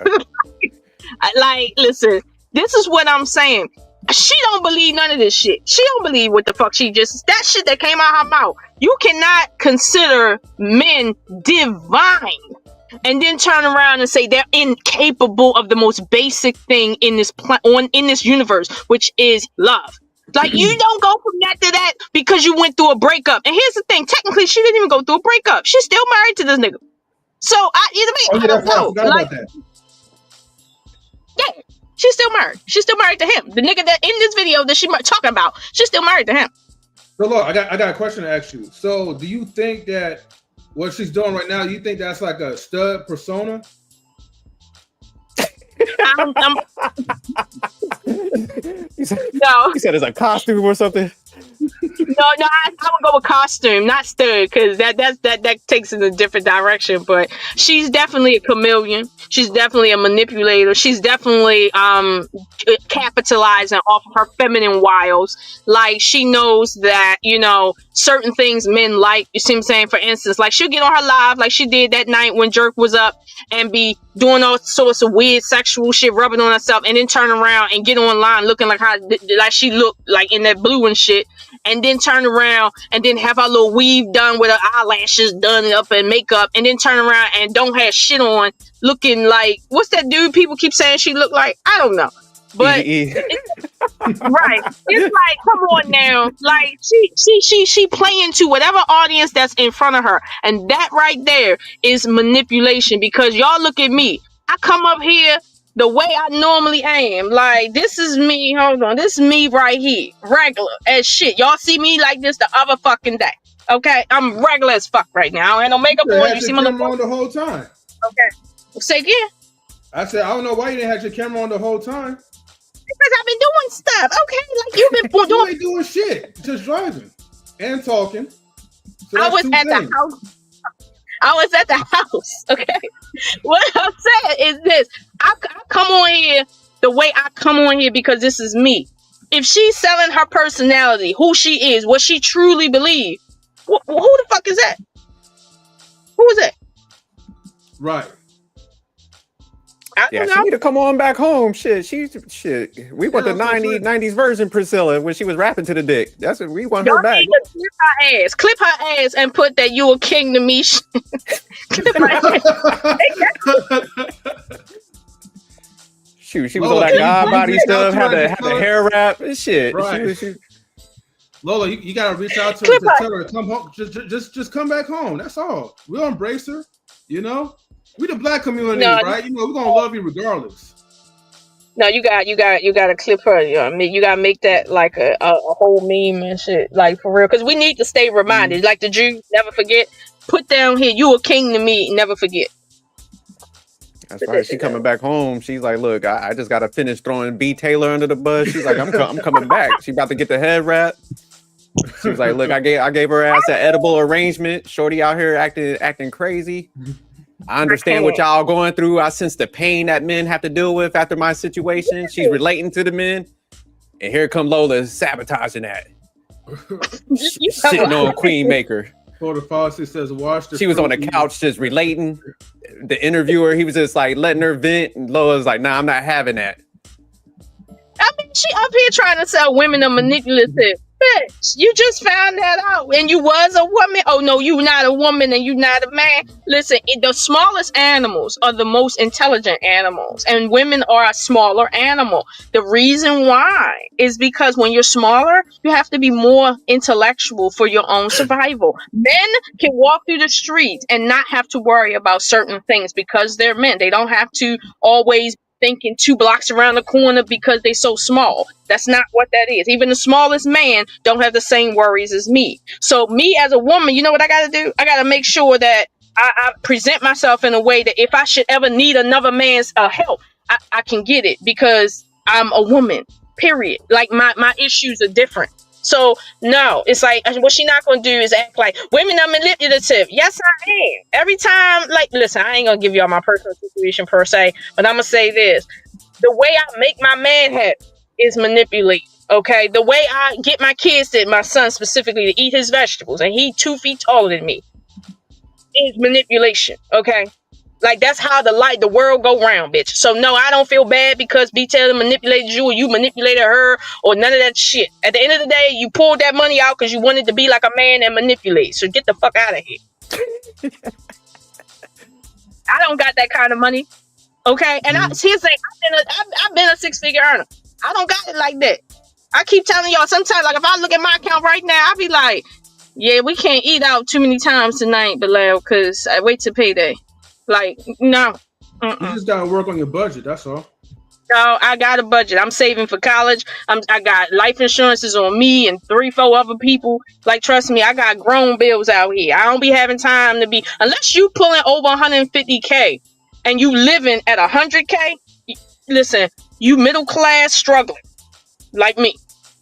Let me talk about something. Look at all this money I'm making and shit, like a rapper and shit. Like, she really want to be a rapper. Did y'all see when she pulled retail when she first got on that stream and she was like, "Come over here, baby. Come over here with all that money at." Because she was trying to sound like 50 Cent with all the money doing this and shit. And I'm like, oh, she was throwing stacks at her? Yeah, on screen. Damn. Tell me that her ass ain't trying to be manipulative if she ain't trying. Like, no, I'm okay on that. You see what I'm saying? I'm okay. Like the situation, like when she made the song, the Boo Boo the Fool song, right? Instead of her really talking about what this girl was saying, she want to mock her. Ain't that the epitome of what she's saying women do? Yeah, not us. Don't deal with the issue. Go in on a... You think I'm Boo Boo the Fool? That's some female shit, but she wants you to sit and believe right now, I'm separate from that. I understand what men go through, but I ain't no man. Bitch, you don't understand what men go through with women because women don't respond to you like they respond to men. Stop it. Chill out. I'm gonna just say this, like, before we close out, I think the only thing that we probably just didn't do justice by is by like reacting to, like, you know, B. Taylor's, like, you know, video. But again, we probably just I haven't reacted to her video. I've seen it, or most of it, but I haven't done any reaction to it because honestly, it's her basically saying, I was stupid. I'm not stupid anymore, but this is what happened. And I'm like, we can do that on Tuesday, M3. I'll drop the... her shit is like 3 hours, though. Oh, shit. Oh, y'all be long-winded. Okay. See, that's messed up. He said, why y'all gotta be long-winded? Because we women, we not men. That's why. I mean, if y'all want to be long-winded, I mean, at least, like, kind of like get the proper context, like, in line. But, you know, anyways, I'm just messing. Okay, cool. If you want to help. What's that, Great Pill? Sure, if you want to, NTR has a reaction to it. That might come up a little bit of. Yeah, that's probably better because B. Taylor's is like 3 hours. We gotta clip that up or something. No. Night Talk is better because he actually, I think he put both of them in the box of you're both messed up. So Night Talk and NTR, but check out Night Talk first though. Oh, okay. I haven't seen that. Yeah, Night Talk is a good reaction to both. Damn, but Lola said Queenmaker was throwing stacks at her. Where she was sitting in her lap or something? Oh, she's making it rain and everything, man. That shit was crazy.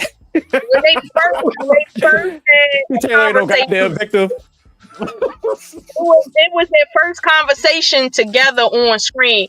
And I don't get me wrong, they might have known of each other prior to, but their first conversation on screen, Princella was telling her, hey, won't you come over here to the best side, and waving dollars and saying, hey, let me drop something on you. And B Taylor was a little sauce though. She had some liquor up in it. She was like, stop it, Lola, stop it. Stop it. Stop it. But see, that's what I'm saying. Princella knew her nature. She was like, shit, let me just flash some stacks at her, man. Like, she did. Already giving excuses. She was under hallucination. No. Lola getting a kickback. Lola's like the payola. Like Lola, is that your homegirl? You get a percentage of this? You public appearance for her? No, y'all know B Taylor does sip on wine when she be on live stream. She's been doing it ever since Le Peep. But the thing is, I noticed that there was some wine drinking. I noticed that there was money being flashed. I noticed that there was this call for her. Like, she was literally hitting on her.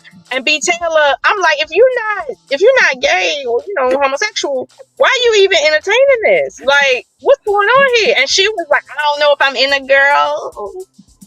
And I was like, okay. Oh, so you did have an interaction with B Taylor. B Taylor, like, on the internet. No, she had that. I wasn't there, but I seen it live when it was going down. But have you ever had, like, encounter like both Priscilla and B Taylor? I'm not saying at the same. I've been on a panel, and I've talked to Princella directly. I've talked to B Taylor too on the panel as well. I don't know. Well, none of those panels was about their breakup or their get together or whatever the case may be. But yeah, I didn't talk to them both about this, about just what they represent, both of them. But it was like in passing, because I'm not friends with B Taylor. I know of her. You see what I'm saying? But she's Priscilla. Say again. But you're friends with Priscilla? No, listen. When she did that review on Grey Pill, she pulled me up trying to correct me and shit. Telling me this woman here wants to tell me about, and it was a fucking question, bitch. Oh, she came at you? Yeah. So she was trying. No, she wasn't trying to throw no game. Listen, she won't throw no game in me. She was on her panel, and she was trying to basically break down what I was saying, and I wasn't saying anything. It was a question. Nobody answered it. It was just a question, and she felt like, well, let me get this out the way. And it's like, okay, you felt like out of all the channels in the world, you needed to sit and pull Grey Pill's channel and break down that shit. Like, out of all the millions of people. Yeah, I just shared it. I don't see it. Yeah, it's shared. Go to your little sherry spot. Come on, M3 man. You ain't new to all this. No. Hold on. It was all the way down to the bottom, so I didn't see that shit. I was looking for the link, but never mind. Nah, I'm giving you full, and you just let me know. All right. Yeah. Go ahead, Grey Pill. Oh, can you turn the volume up on yours? I don't know why it's low. All right. Oh, let me just. No, hers is low. Yeah, she's low. All right. Okay. Let me put myself in the corner so I can sing this song that I created for this morning. We got Mr. B-Eazy Dat Dude. Turn that over here. Yeah, you see me and Hey, just a heads up though. Yeah, she corrected Lola, corrected Ashley, Dane, Inky, but she liked JP for some reason, which I'm fine with that. She ignored West, and she called me her cousin and gave me a compliment on the panel, so I'm good. Everybody else, like, she just threw on the bus. What about Dame? I see Dame up there.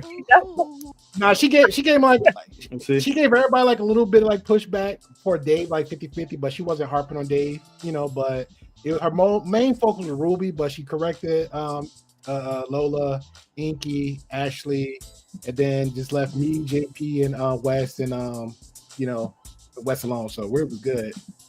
Okay. So this was just Lola just had payback from this verbal lashing she got. If you want to see that, sir, I'm not saying it. If you want to see it, let me stop playing. Peace and indigenous black man. Maybe I deserve to wonder who the hell is talking on the stage. Okay, if you guys can't hear it, she's singing, y'all. Don't you know I got peer-reviewed research? And it's true, baby, it's true. Maybe I deserve for her to say I'm putting all men down. She almost sounds like intelligent. I just wanna ask a up and coming, try hard Michael Jackson a little bit. No, she sounds like a bootleg Brandy. You know that I want to be down. Yeah. Lola done pissed her off. Lola, you about to get a stack. You keep playing. Get her Queenmaker. Nah, actually, that's why I came up here, because it sounds like Lola already got a stack. Lola sounded like a sworn lover. That's why I want to ask you, like, did Princella or Pimpcella throw a stack your way, or carpet munch a little bit? I'm just curious. Was she the rug doctor? Arrangement out here. That's what I'm saying. That's what I'm wondering, because Lola got a little cheese on her face, but I see a little bit of vitriol, and that seems like it's coming from a scorned lover. So just to clarify and get the facts straight, did Princella fondle you or in any way, or fund you in any way? Her camera froze too. Uh-oh. Perfect timing, right? Right when I asked her the golden question, suddenly the camera freezes. I'm just saying, coincidence possibly. Yeah, Lola was like, I gotta get the fuck up out of here. Bye, guys. My connection's bad. Don't be surprised that you dropped down. She was here the whole show. Asked her like, "Hey, did Princella get a sweet taste of Lola's nectar?" And suddenly, she's nowhere to be. Look, she dropped. You know what I'm saying? She's like, "Oh shit!" In real time, I can't make this up, cuz this ain't scripted. I ain't still play with y'all. Ladies and gentlemen, we have lost Lola in the building. Did we lose her or did she leave? Is there a difference between losing her and That's a good I'm just saying we don't know. Well, look, if she left, we gotta give her this, right? You know what I mean? But you know, if she had that Boost Mobile connection and went south, we talking about Princella. We should have been talking about Low Stella. Hey, y'all wrong. Hey, shout out to Vanna Peely for the Cash App donation. Thank you for donating. Definitely appreciate you like a lot for doing so. Where did who go? We're just missing our dear Lola. That's all. I think she just had a bad connection, or look. I'm not trying to be a conspiracy theorist. I'm just saying her. Gray Pill came up here. His phone was sounding like he was in solitary confinement. He came back. His stuff started sounding clear. Lola was clear and crispy the whole time. No lagging, no glitching. I asked her one question. She got up out of Dodge. She was like, yeah, I'm just saying. Where is forget Waldo? Oh, there she is. There she go. I was like, don't do us like that, Lola. Please don't do us like that. Oh man! All right, Lola, we got a line of questioning for you. Did you receive a stack from Princella? Listen, y'all better leave me alone. Stack or stacks plural. Yeah. Now you want to plead the fifth, Lo. No, yes or no. God damn. Yeah, it's all good, Lola, right? You know, I probably do it for money too. Hey, we ain't judging. This is just to be clear. This is a judgment-free zone. Like you know what I mean? Yeah, this Christmas time. I mean, but still judgment-free. Yeah, that's what I'm saying. Like, if you took to get your husband a PS5 or whatever you took the stack for, there's no judgment. You know what I mean? We were just trying to put all the cards on the table. I ain't gonna lie, man. If I see Lola like 3 months getting married, because I just found out what's his name, Hink in a relationship now. Like, damn, everybody on YouTube linked up now. So if I see Lola 3 months, I got a ring on my finger. I'm done. Hey, they need to do love. You know how they got love in hip hop? They should do a love in YouTube. That shit will blow up. You heard it here first. Listen, no money from nobody. That's not what happened. Okay, so y'all better play that video first and stop acting like she paying me. She don't got enough money. Okay. I just played it. She did her little song, Diddy. You good. But 10% though, right?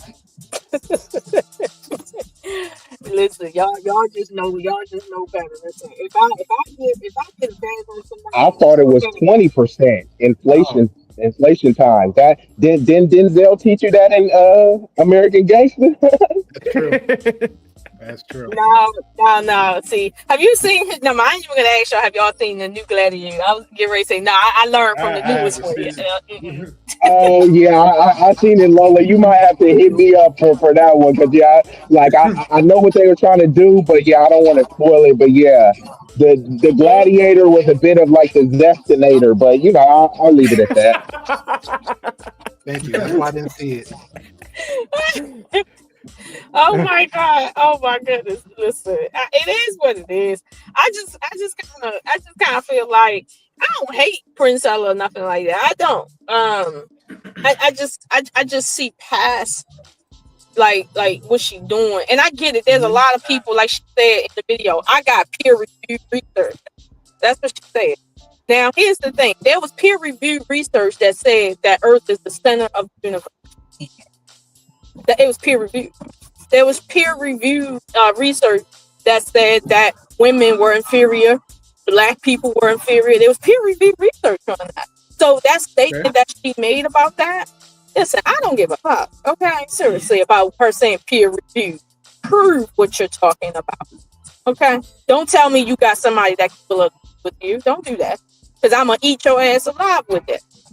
Yeah, but Lola, this is the era we at now with YouTube. It's like, everybody could just say whatever, and then the mass will just follow and listen. Like Fugazi is a perfect example. He'll just say anything and people listen to it. Then he come back, literally triple down on the same Fugaziness he was saying, and dudes will be sitting there, grown dudes, be like still sitting there like, yeah, but he making sense. I'm like, huh?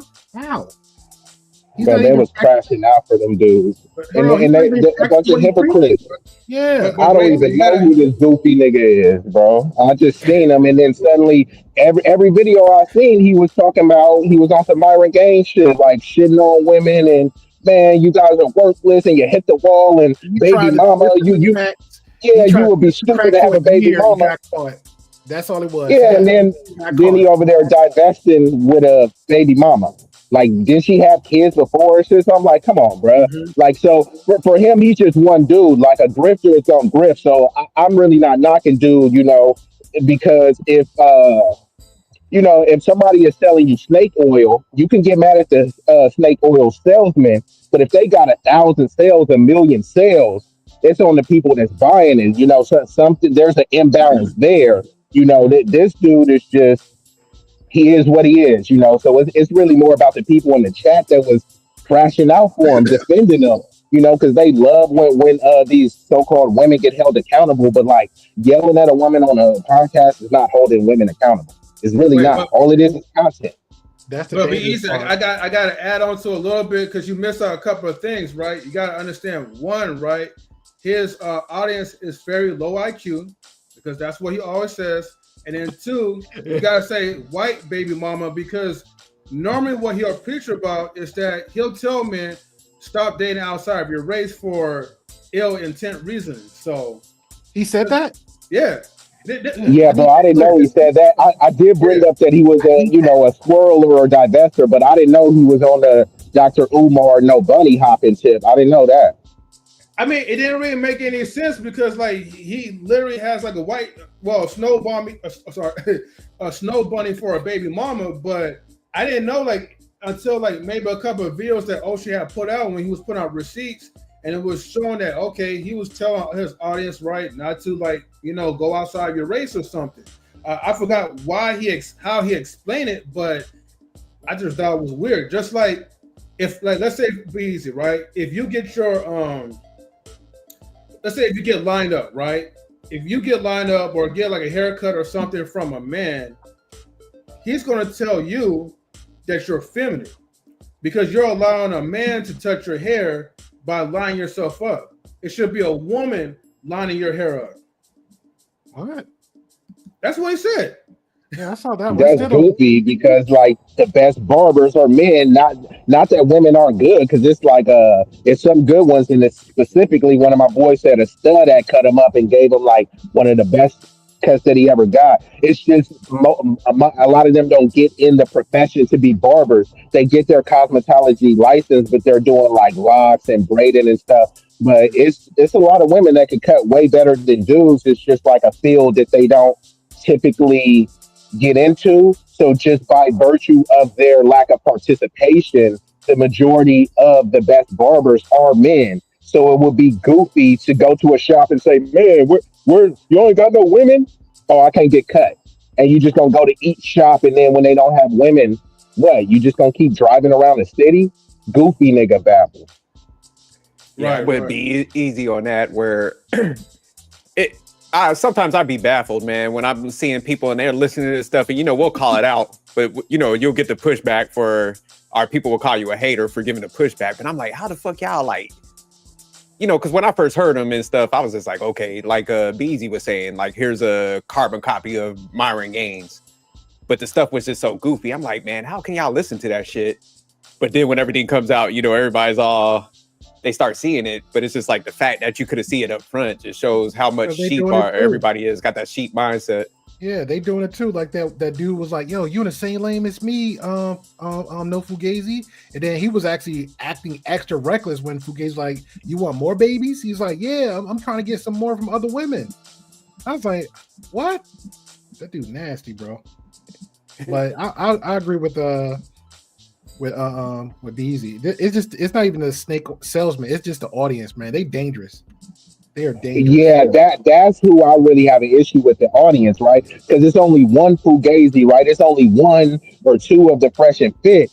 But then when they got thousands or millions, depending on if you want to add collective of people subscribing to this same goofy ideology, that's where the issue is. Because these are the incels that you got to watch around your sisters, your daughter, your mother and shit. Because you may have to put hands on some of these goofy niggas. Like, it's not just like, oh, this just is for the gram, this is for YouTube. No, these people are operating in real life. So when these people have all this disdain for Black Americans and Black women and stuff, that means, you don't know what they'll do, in terms of, sexual assault, physical assault, slander and all this stuff. So it's not to be taken lightly. I'll say call all these niggas are marks. Any niggas that's following these goofy niggas, none of these niggas have no type of street credibility or acumen. And I'm not saying that you need to be a man or to be respected, but none of this shit is not even respected on an adult level. If we take any violence or any street proclivity out of it, this is just none of that shit is about manhood or maturity that they're talking about. Even if they say some real shit, which a dead clock is right twice a day, if you're contradicting it with, living a lion lifestyle, I mean, what is there to respect about? What is there to respect about that? You know what I mean? No, that's fair. No, and that's why I like having conversations with I'll say all of y'all, because there's times I might have a stance on something, but I could hear y'all perspective. I'm like, okay, damn, you know what? I didn't think about that, and I just think, man, so many people are willing to do that. It's almost like if they admit that somebody had a better perspective than them, like they're dumb or something, instead of just getting that knowledge. Where I'm like, okay, shit, I heard Gray Pill speak on some stuff. I'm like, damn, okay, I didn't think about it like that. Nah, you know what?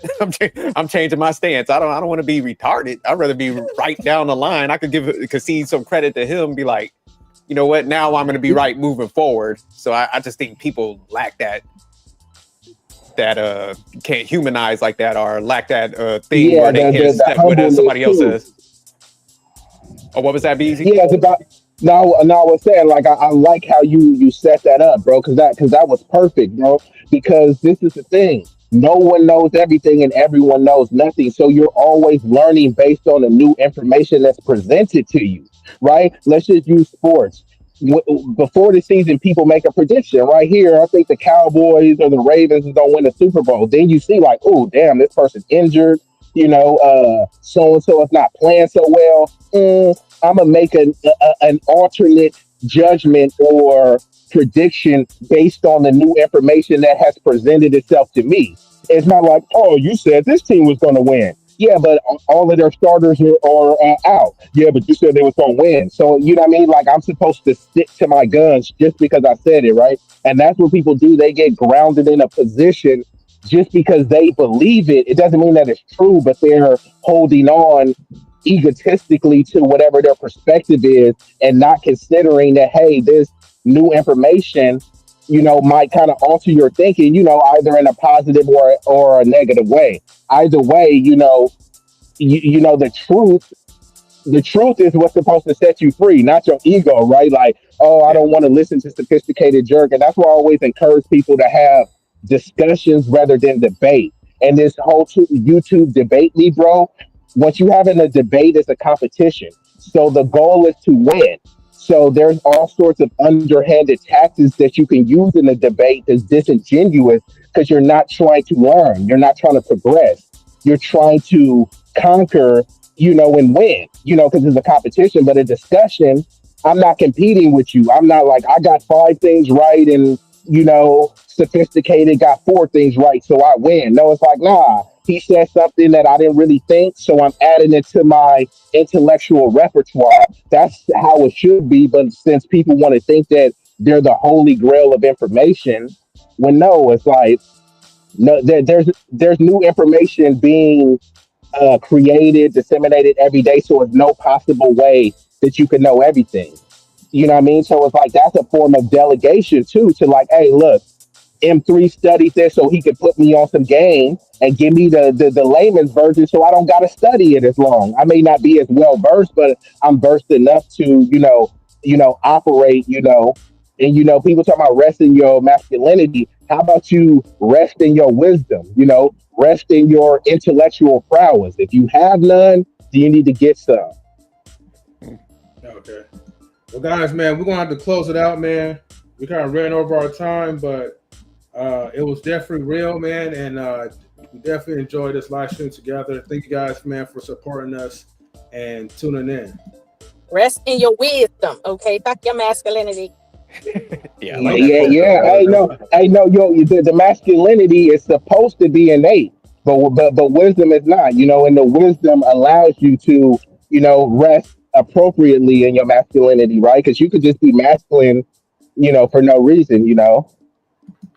There's toxic masculinity, but there's also positive, progressive, nurturing masculinity too, and people don't talk about that enough. I'm sure you getting some over there with your man, Lola. He provided some nurturing masculinity. That's why you with him.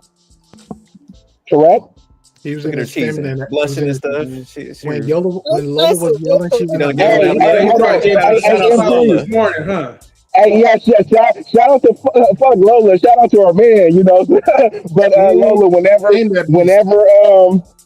that relationship done, you telling me I gotta wait 60 days to meet your daddy? Was it 60 or 30? Oh, hold on. You said not 30. Could you settle for 31? No. See, this is why. This is why you niggas is. Those your words. Those are your words. Exactly. Your words, not mine, Lola. Y'all, y'all crazy.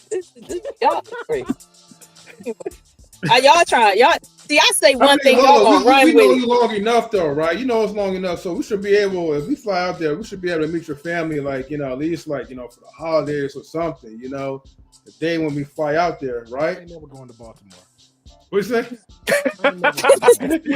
Rico say, hey, ain't never going to Baltimore. He said, like, look, I'll beat your ass in Bowie, Maryland, but I ain't coming out there. Hey, listen, I represent for my city. Okay, y'all, man, keep on. If y'all can't handle the heat, stay out the DMV. Make me want to hit all of them. God damn. Damn great, bro. All right, you guys, man. Hey, we're definitely. All right, peace out, bro. Thanks for the stream, man. This was dope. Oh, BB, stay backstage real quick, bro. Just stay backstage real quick. But look, everybody, make sure you guys leave a comment, okay, after when the stream is over. So just write whatever BS y'all want to write. Make sure you guys get the likes up as well. And we are definitely out. Thank you, everybody. Right, peace. We'll be continuing this conversation. And we'll be back for B. Taylor next. Peace. All right.